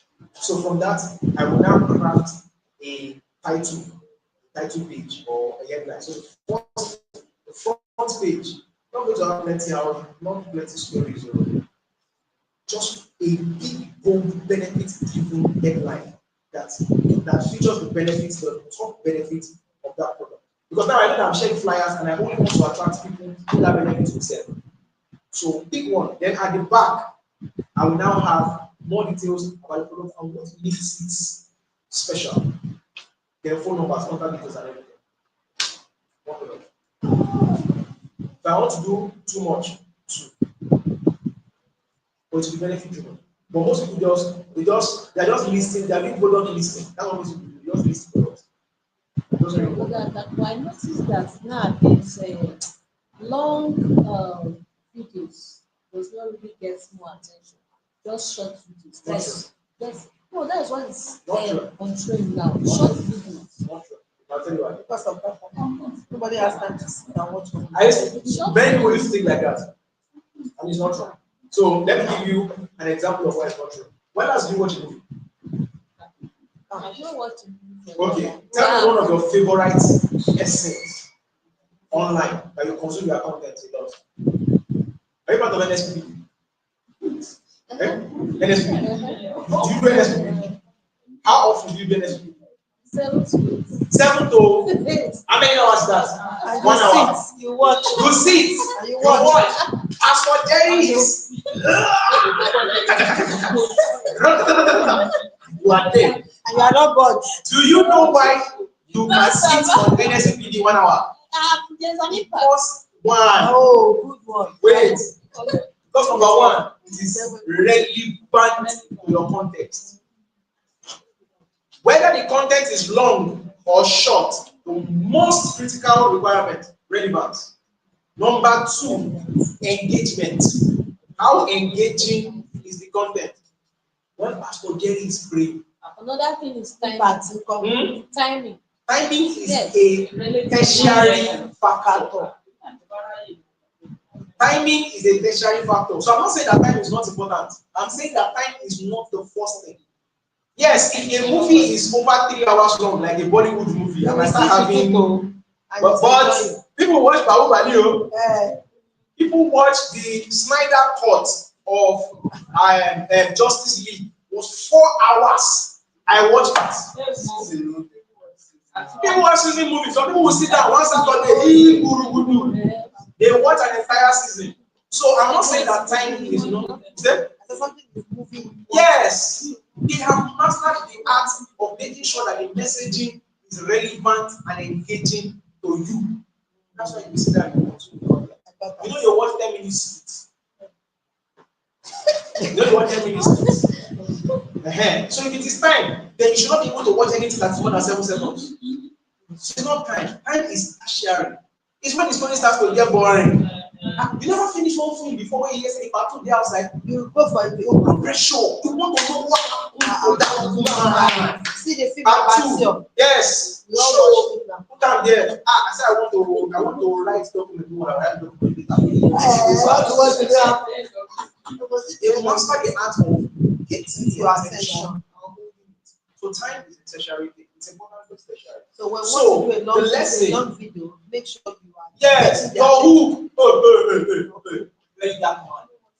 You don't see 1 minute very dark man. No. you will sit down and be watching them. Why does very dark man always have?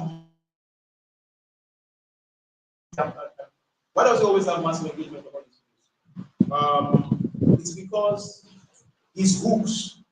The first part of the video is always dramatic. Ben, Always dramatic. Pure water in hand, bread in the other hand. He's watching something. He's watching, and they will always post the video to the part where the action is really happening, so that because that's really relevant. You are there, 2 minutes have gone. People are both watching the video, like watching the video. All right. Hello, ladies and gentlemen. So that is the specialty. Master the art of creating engaging good content. And the first thing you should name in good content. First thing you should name in good content. See, Antonia, come. You were doing like this for me. What's up? I know it's waiting. I know. Huh? Okay, yeah, I know. It's waiting. I told him it was waiting around 12:30 thereabouts. I maybe forget that. Anyway, but you get what I'm saying. So it's not about the then secondary, or tertiary rather. So let us quickly deal with. All right. So we talked about cold outreach, then paid ads. Paid ads is also a form of cold outreach because the people that are going to be showing in the video don't know them before. So it's a form of paid ads, it's a form of cold outreach also. Especially Facebook and YouTube and Instagram ads, they are all cold outreach. But the reason you pay attention to them is because of what the person started saying. So if you are sharing flyer too, you must start with something that will catch the attention of the people you are sharing flyer to. Not only doing product listing, estates, 980,000, but don't worry, you can pay 550,000. Hello, come on. If I'm going to do that, I'll first think of what is unique about this location. What is happening in this location when this thing is? What is coming there? I will use that as my headline. If I want to write anything, if I want to do flyer for Kairos today, what I'm going to do? The next big thing in the headline. Big thing in the why any smart investor should start. This is just one of my head, of course, I have to think about that. Why any smart investor should start looking at Lekki International Airport, something like that. That product I answer. I'll do small story, not too long. Just this what's happening, then the product. So not too long. Very short songs. Or hey, guess what? I'm able to do the flyer. I'm not able to put the product at all. I might just put one big bold link and QR code. Yes, I can do that as a flyer. QR code. The story I want to say, everything I want to say is inside the video that is waiting on one website somewhere. When you scan the QR code, take it to the website. 5 minutes video. Wow, you see me sitting in front of Chris, I've done right, everything for me. I'm looking very handsome. That's the story. Under it, button. If you want, based on everything you read in this video, if you would like to see more information about Kairos, reach out to us. I did not get here overnight. I made mistakes too. But you can see how this strategy. How do you punch this QR code? I can make it online. So QR code basically you can convert the link, you can make the link and convert it to a QR code, and then you can paste it on whatever it is you want to paste. For events, people scan, you get to some event, you take scan the QR code. It's that plenty QR code to transfer. All right, so Yeah, then lastly is influencer marketing. Influencer marketing, that one is that one is 50-50. So you have to choose your influencer carefully. You have to choose your influencer carefully because if you don't, you can end up earning money. All right, so that's that. So now let's quickly go to common objections that people give in Nigeria. So we're going to objection handling and closing by 12:40, I think. 12:50 should be done. The difference between so first of all, let us quickly. I thought that it was necessary for me to mention the difference between an objection and a rejection. Sometimes we'll find ourselves in a situation where we don't know that we're dealing with a rejection and we keep pushing. And you are annoying the person the more, and the person will block you. A rejection is no matter what you say, I am not interested in this thing. So it's not a question. It's not an objection. Is this is the roadblock that I have seen. This is why I am not able to do this stuff. So if you can address this, you can then move forward. That's an objection. Objection usually comes in form of concerns or questions or previous experiences that have become a problem to the customer. So the customer needs you to be able to help them navigate and overcome that objection so that they can then move to the next thing. But a rejection, you meet somebody and somebody tells you, I will never buy land in Lekki or their land. You think if you start talking about these are the benefits, this is what's up. You know the year waiting talk. He said, I will never. Now, I'll give you a practical example. Myself, I don't know. It might change in the future, but as far as I can see right now, I am not a fan of the island. I can go there to enjoy it and come back, but I am not going to live on the island. I have my opinions as a person, but I will not allow it bleed into when I'm talking to a customer. There are some customers, if you like, tell them that they are cutting people there on the island. That's why they are going. So a rejection, no matter what you say, the person's mind is already closed. But an objection is just a roadblock that they have that you must be able to address. Yes, sometimes it can come on very strongly, like they are telling you, and then the thing is like, I bought land, Kinikon, and this person, I bought it from this company, they had all this Kinikini that you have. And at the end of the day, just, so why should I believe you? That's not a rejection. That is, I've done this thing before. This was the problem. I don't want to experience it again. But so yes, why is it different? So it's not up to you to now say why. So for example, somebody comes to you and says, I bought the land. They showed me the survey papers. Everything, we took this survey paper, we collected the survey papers. We took it to the land registry.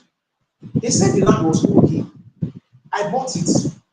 And then when I started building, I had problems.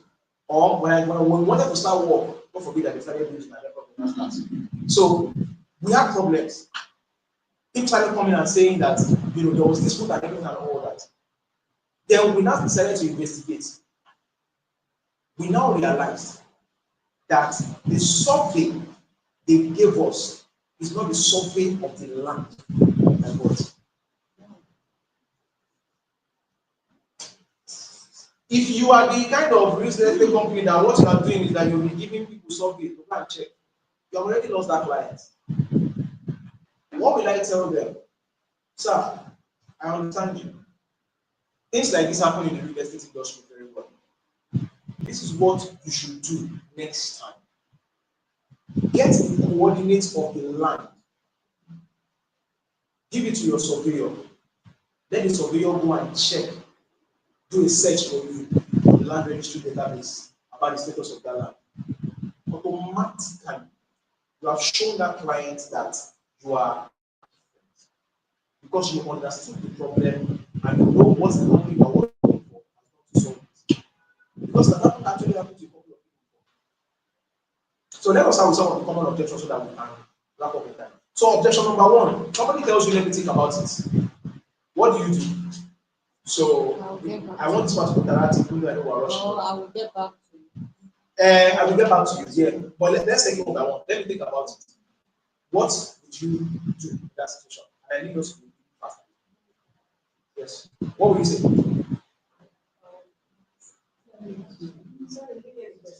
Let me think about it. Because the customer says, let me think about it. How will you handle that objection?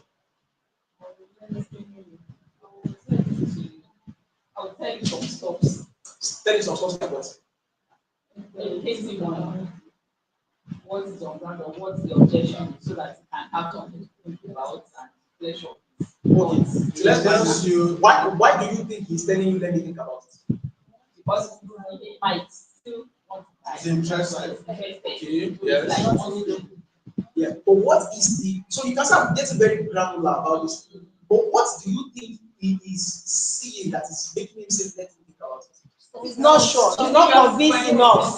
He's not well convinced. He's not well convinced. Anyway, And you don't think it's conviction. Like you said, Yes. like you said, Yes. you are one person who is skeptical about the idea. Yes. So if you tell me, give him a land on the island, Yes. he needs to come to a space where he finds that where he accepts Yes. just like you. Yes. Do you understand? Yes. So the things you've told him, he needs to go digest them. Mm-hmm. If I say, come buy this rice, Mhm. this beans, Yeah. okay, your beans is sweet. I just had beans 2 days ago from this same line. It's not too good, but you said yours is nice. Okay, let me think about. You said yours is jollof, not rice, and not beans and sweet. Okay, let me think about Trying this out. Yes, he's open to buying from you. Yes. But he just needs maybe a little time. Yes. I think my approach would be trying to get how long the time he needs to think about it. That's yes. All right. let me see. There's an experience I had. Okay. So I was introducing this property to this lady. Okay. So she was like, oh, that she's interested, but she will get back to me. Yeah. So I was not asking, I now asked for that question. She said, now my child is in school, is schooling abroad, so I need to pay some school fees, my house rent, this, that. That is not what's on my priority now, but I'm very, very interested. But just keep putting me as in updating me. So by the time I'm now balanced, so I will now know where to fix that. So that was it. Now, did you keep in touch with her? Yes, I did. You're still updating her? Yes, I'm still updating. Now, that one is not even an objection. That That one is the only thing that is holding her, she needs to settle that those things before then she can come back. But she wants you to keep her top of mind. So that's why she said, put me on an update list. So it's not even, that's not even an objection. Now, when somebody tells you, let me think about it, it is one of two things. Because every objection has an underlying psychology that you must understand. Let me think about it. One would mean this thing is not so clear to me. You have not really painted a very good picture. Now, this is one of the parts where the human brain actually relies to itself. So, because they don't have clarity, insufficient clarity, and maybe because they felt like you have expended a lot of time explaining. Please listen, understand this. The person feels like you have expended a lot of time explaining. He is feeling guilty if he tells you no. So his brain will now tell him, okay, maybe I will still think about this small. So he will tell you, let me think about it. So let me think about it. One can be lack of clarity. If it is lack of clarity, and you are not a good salesperson, because if you have already done explanation and you are not even able to get across to the customer, I don't think anything that you say after will still. So, but if somebody says, let me think about it, so you can then answer them. So, I understand that this is a significant decision you are about to make, and it involves a significant amount of acknowledgement. I have found that in my experience, when people say they want to think about something, it usually falls under two categories. It is either they don't have sufficient information. No information. sufficient information about the product. So they are not really clear and they need additional clarity. Or it could be that they actually need some time to actually think to be sure that they are making the best decision. So which of these is the one in your case? The customer will choose. So if it is lack of clarity, you can then now move on and then say, okay, so what areas of this thing that I have shared are not clear to you so that I can shed more light? But if the person says it's the second one, it's that I need some time to actually go through this, to be sure that I am, then the next question will now be, okay, how much time do you need so that I can know when we can visit the conversation? I hate the phrase follow up. So that I can follow up. It looks like you are the one benefiting from the conversation. Never use the word follow up with a customer. You can use it within your professional colleagues. We talk about follow up, but we don't use the word follow up when we're discussing with customers. Because it's a mutually beneficial stuff. You are gaining and gaining. So why should I be the one that I'm looking like I'm the one chasing you? So never use the word follow up. So that we can revisit this conversation. So that's how you handle, let me think about it. Number two is, I hope we're clear on that. It makes sense, right? Yeah. Number two is, I don't trust Nigerian property. I don't trust Nigerian property. I actually wish that. See, please, when people are going through this with please, for those online too, my plan of trying to keep this bad side has failed. That's it has failed.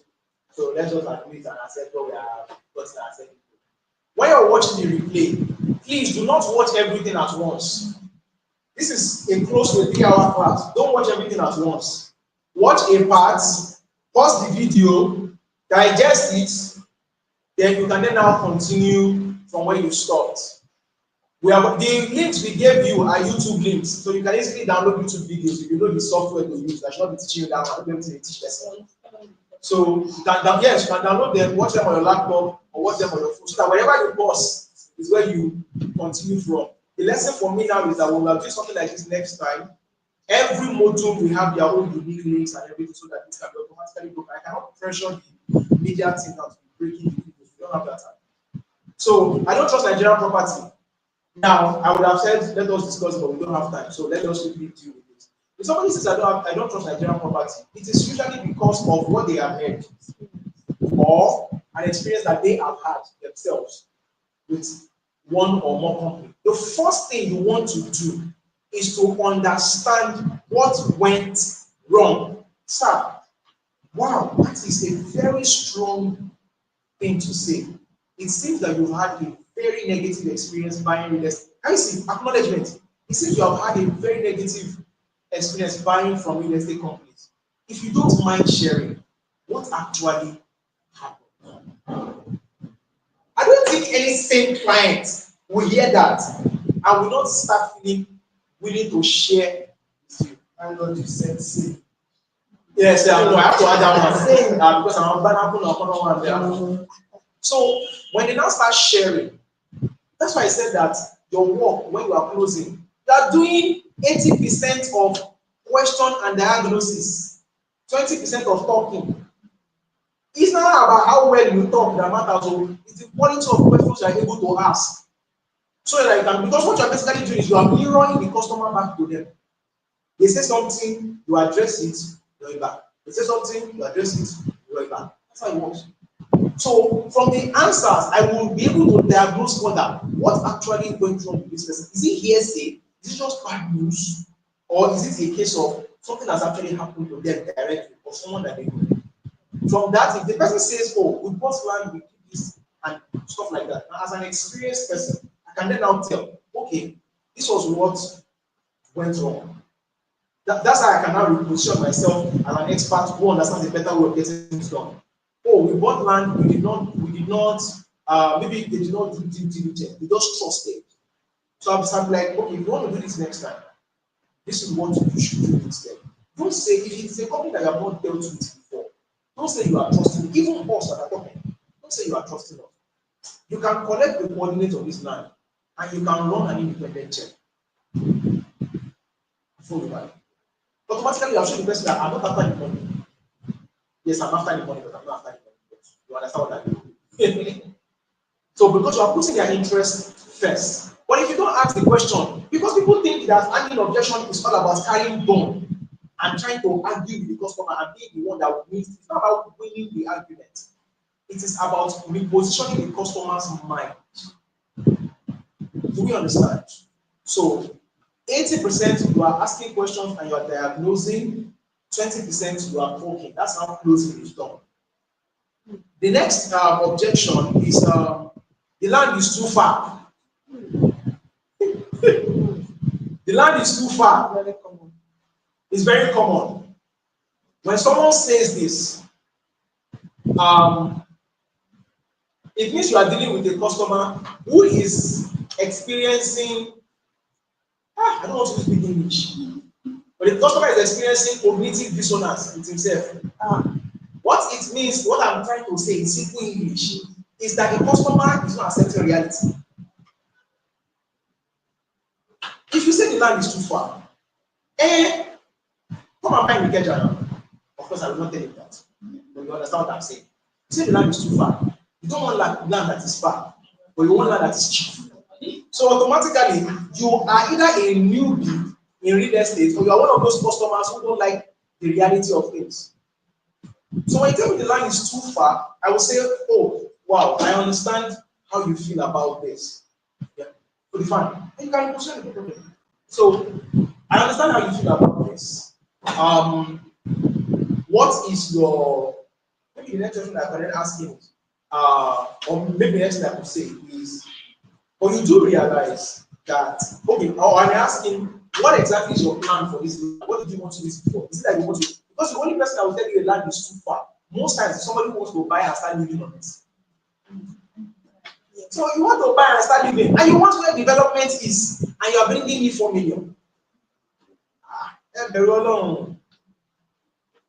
So I will tell him, okay, so if he says, oh, that he wants to buy and build, I will say, well, unfortunately, lands that are ready to build or lands that are buying and build are above this budget price. These are the budgets for lands that are ready to buy and build. We have one in Owe, Ire, this is the amount that it costs. So I am not agreeing with you. The land is too far, be no problem. I understand how you feel. These are lands that are close, and these are the budgets. What I clap for me now. I didn't argue with you. No argument though. It's when I'm talking with my colleagues that I got this funny customers, but I'm not telling us the client. I just tell you, these are lands that are closer, and this is the budget. You, inside your church mind, within yourself, you already have your answer. I don't need to argue. So that's how you handle the land is too far. Then the last one is it's too expensive. You see, one of the things that the human mind does when it gets attacked is that it starts to defend. When you are closing, you are not defending. You're not trying to defend. Even if you are going to defend, it is going to be a defense that you are offering with the intention to shift the responsibility back to the customer.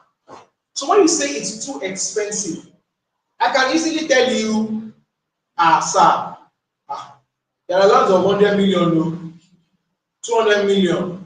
Which one are you saying is too expensive? I have customers that bought yesterday that never stress me the way you are stressing me. Tell them like that. No, that's what I'm saying. You cannot say that. So what you're going to do is you're going to do jiu-jitsu, and you're going to point the responsibility back to the customer. So I will be like, it's too expensive. Oh, okay, sir. No problems. I understand how you feel about this. Because the worst thing you can do when somebody tells you that the land is too expensive, I learned this from one guy on YouTube, The Future. That's the name of the YouTube channel. Because what we used to do before is we will start justifying the price, the value. Somebody tells you something is too expensive. At that point in time, it's not the value that is important for him, it's the price. So it already tells you that you are dealing with the wrong customer. So if you're not starting to explain, it's close to the airport, it's kinikon, you're dealing with a price-driven customer, you're talking about features and benefits. So what I will do Is immediately I will tell him, oh sir, no problem, I understand how you feel about this. Here are lesser expensive options and their locations. Listen, Abeokuta, choose your choice. Did I argue with him? Did I get defensive? No. Did I learn this overnight? No. Me too. I have made plenty mistakes. Is when we begin to understand the psychology of objections, when we understand what is behind what they are saying, that we now know how to address the objection. And I must say this, there are some objections you will come across. While lie, you don't know the answer.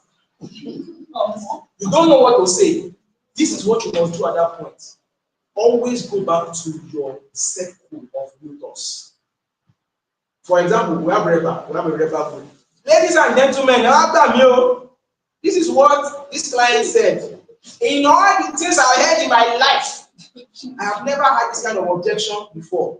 Are there any people here who have handled this kind of situation? What did you do? You get help. You have sit down. The next time something like that comes, when you're chatting, I mean. Yeah, chatting. Or if the person says it on a phone call, and truly, this happens to the best of us, it can actually throw you off balance. And so I might just tell him, okay, I understand your concerns. Please, can you let me get back to you on this particular issue? Let me interact with my superiors and get you more information. I know that I'm doing my so I can come back and don't. Does the client not think that you don't know what you are saying? So it depends on how many ignorance you show on the call. If I have been flowing since I've been enjoying it, and then you bring this up, and then I don't know what to say, and then I tell you, you even give me credit that this person, he wants to go and so that I will not fall into this.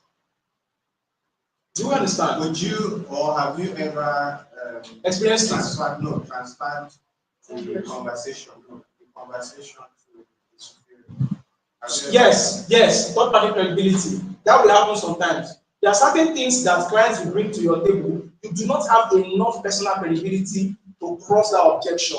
Thank you for that question, sir. And then what you now have to do, you now have to bring in somebody who is a superior in the company, who is more experienced. And the one thing you might want to do there, so when you're bringing a superior in, this might be necessary sometimes it might not be. Position the person as higher and more experienced. Because people always want to deal with people that they consider to be the leader. So always say, oh, okay, no problem. Thank you for this question. Right now, I do not have enough information about this, but I will get in contact with one of our senior to, for us to have a three-way call so that they can address these concerns that you have. There are some answers. You have the answer, but you don't have enough weight of personality to deliver that answer and the person will believe. Maybe because you are just new. So three-way call will work a lot. But of course, you too, as the person is talking, you are listening, you are getting more experience, and then you are able to close that. Yeah, so those are 4 of the common objections that we usually handle. Because of time, because objection plenty, we can start on them here now. So, but as you experience them, bring them to the circle. We will address them and then we will go back. But we always remember, the goal is not to defend. I used to think it was to defend. I mean, I started talk. So when I start, but it's not be like a legal case. And then you lose the customer. So I acknowledge, so here are the 4 steps when you are handling objections, and we're closing, this is where we're closing this session. And there's still going to be frequent interaction between us, even after this event is over, because we need to, there's scenarios that will play out that we do not, if we don't have a way of keeping everybody in the people can continue to interact. Scenarios will come up that we may not be able to help you because we don't know what happened in that situation. And then we will need those information to be able to improve the next edition. So we'll still be in touch for a long time. So number 1 is acknowledge the concern. You can see that every time I was addressing, I was like, sir, I understand how you feel about that. So acknowledgement first. See, that thing works like, this is where I respect women. When they want to collect money from their husband, the guy in vex. woman, she go argue with you, now she will use feminine power. Hello, my dear. Fast forward, I know that song. Yes. Yeah, rub your head like this. Bros, you understand what I'm saying? Me, I'm still single, but I'm still a lot of Nollywood movies. You tell you. I thought you are talking from Experience. Don't worry, I also have experience. You got your boy. Yeah, just come. I'm sorry now. Or the day, maybe you could never have any misunderstanding. You know what? You want to collect money. You now make it people like women are good in the art of redirection. Hey, Feminine women will never show you the door like this. Not like this, unless the guy actually messes up. And then you need to tell him that, bro, you're fucking up my life. But if it's just a case of you don't understand or something, or maybe you did something that was, I mean, well, you know that and you're not looking for that, women will not come and start. It's manipulating women that will try to gaslight you and make you. But really good women who understand their feminine power, they will come in directly. I like the words you're using the Because my eye have seen a lot. your eyes have seen. My eye have seen a lot. Even in the dating pool, even as there is dating that we are doing, you know, when you marry, it's not like the kind of pool that this one. We need more prayers. Exactly. So so it's so women will never come at you directly. They will redirect. They will redirect. But it starts with you. And you know those women that have very soft, tiny voice. When they start with you, the husband that is vexing, you will not start feeling like you're the one that's committing child abuse. Before you know, I've done what the woman wants. So those are ways. So it's exactly the same thing that we are also doing. We're not going directly at them. We are redirecting the energy. Then use a And then use it. Yes. to get them up. So step one, you acknowledge the consent. Step two, you ask clarifying questions. You saw that I did that. I asked questions. Because when you're not clear, you don't want to go and say something that is off the point. You want to understand what is going on with the client so that you can know what to say. And then step three is you can even use stories and testimonials. Sir, in addition to also add to what I'm saying, here are even some people. I remember the case, so there was even somebody like you who had this same exact issue. You know, he had this content. His own was even worse. And, you know, we were able to do A, B, C, D, F, G, H, and the client is happy today. Reframe value versus cost. That usually would work in a case where the person has the money but is trying to see if he can get discount. If the person sees if I can get discounts, that one, I can now start showing her, sir, you know, sir, that place, this is what makes, yes, I'm done. I'm done. This is what makes it special. This is what makes it interesting. You know, and then showing the value, showing everything. I'm like, that's what they'll be like, they don't put that, let me just pay the money and so, ladies and gentlemen, that brings us to chapter 39. I tried. I'm done. See, if you people come and do like this for me again, I will stone you fine. Mention justice. No, mention four. Number one, acknowledge the consent. Number two, ask clarifying questions. Number three, use stories or testimonials. Yes, when it is relevant. And then number four, reframe value versus cost. Also, that is optional. That depends on what the situation is. So, please don't go and take another real estate training until you have done something with everything that we've got. Whatever you are taking extra should be complementing or adding. For example, some of us now want to go and take courses on confidence on camera.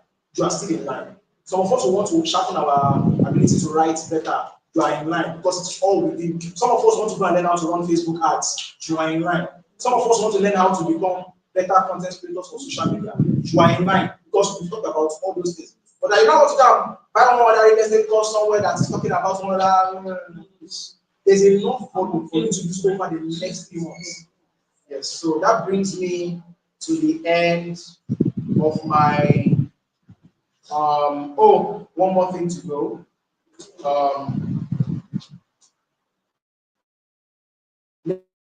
Never forget this.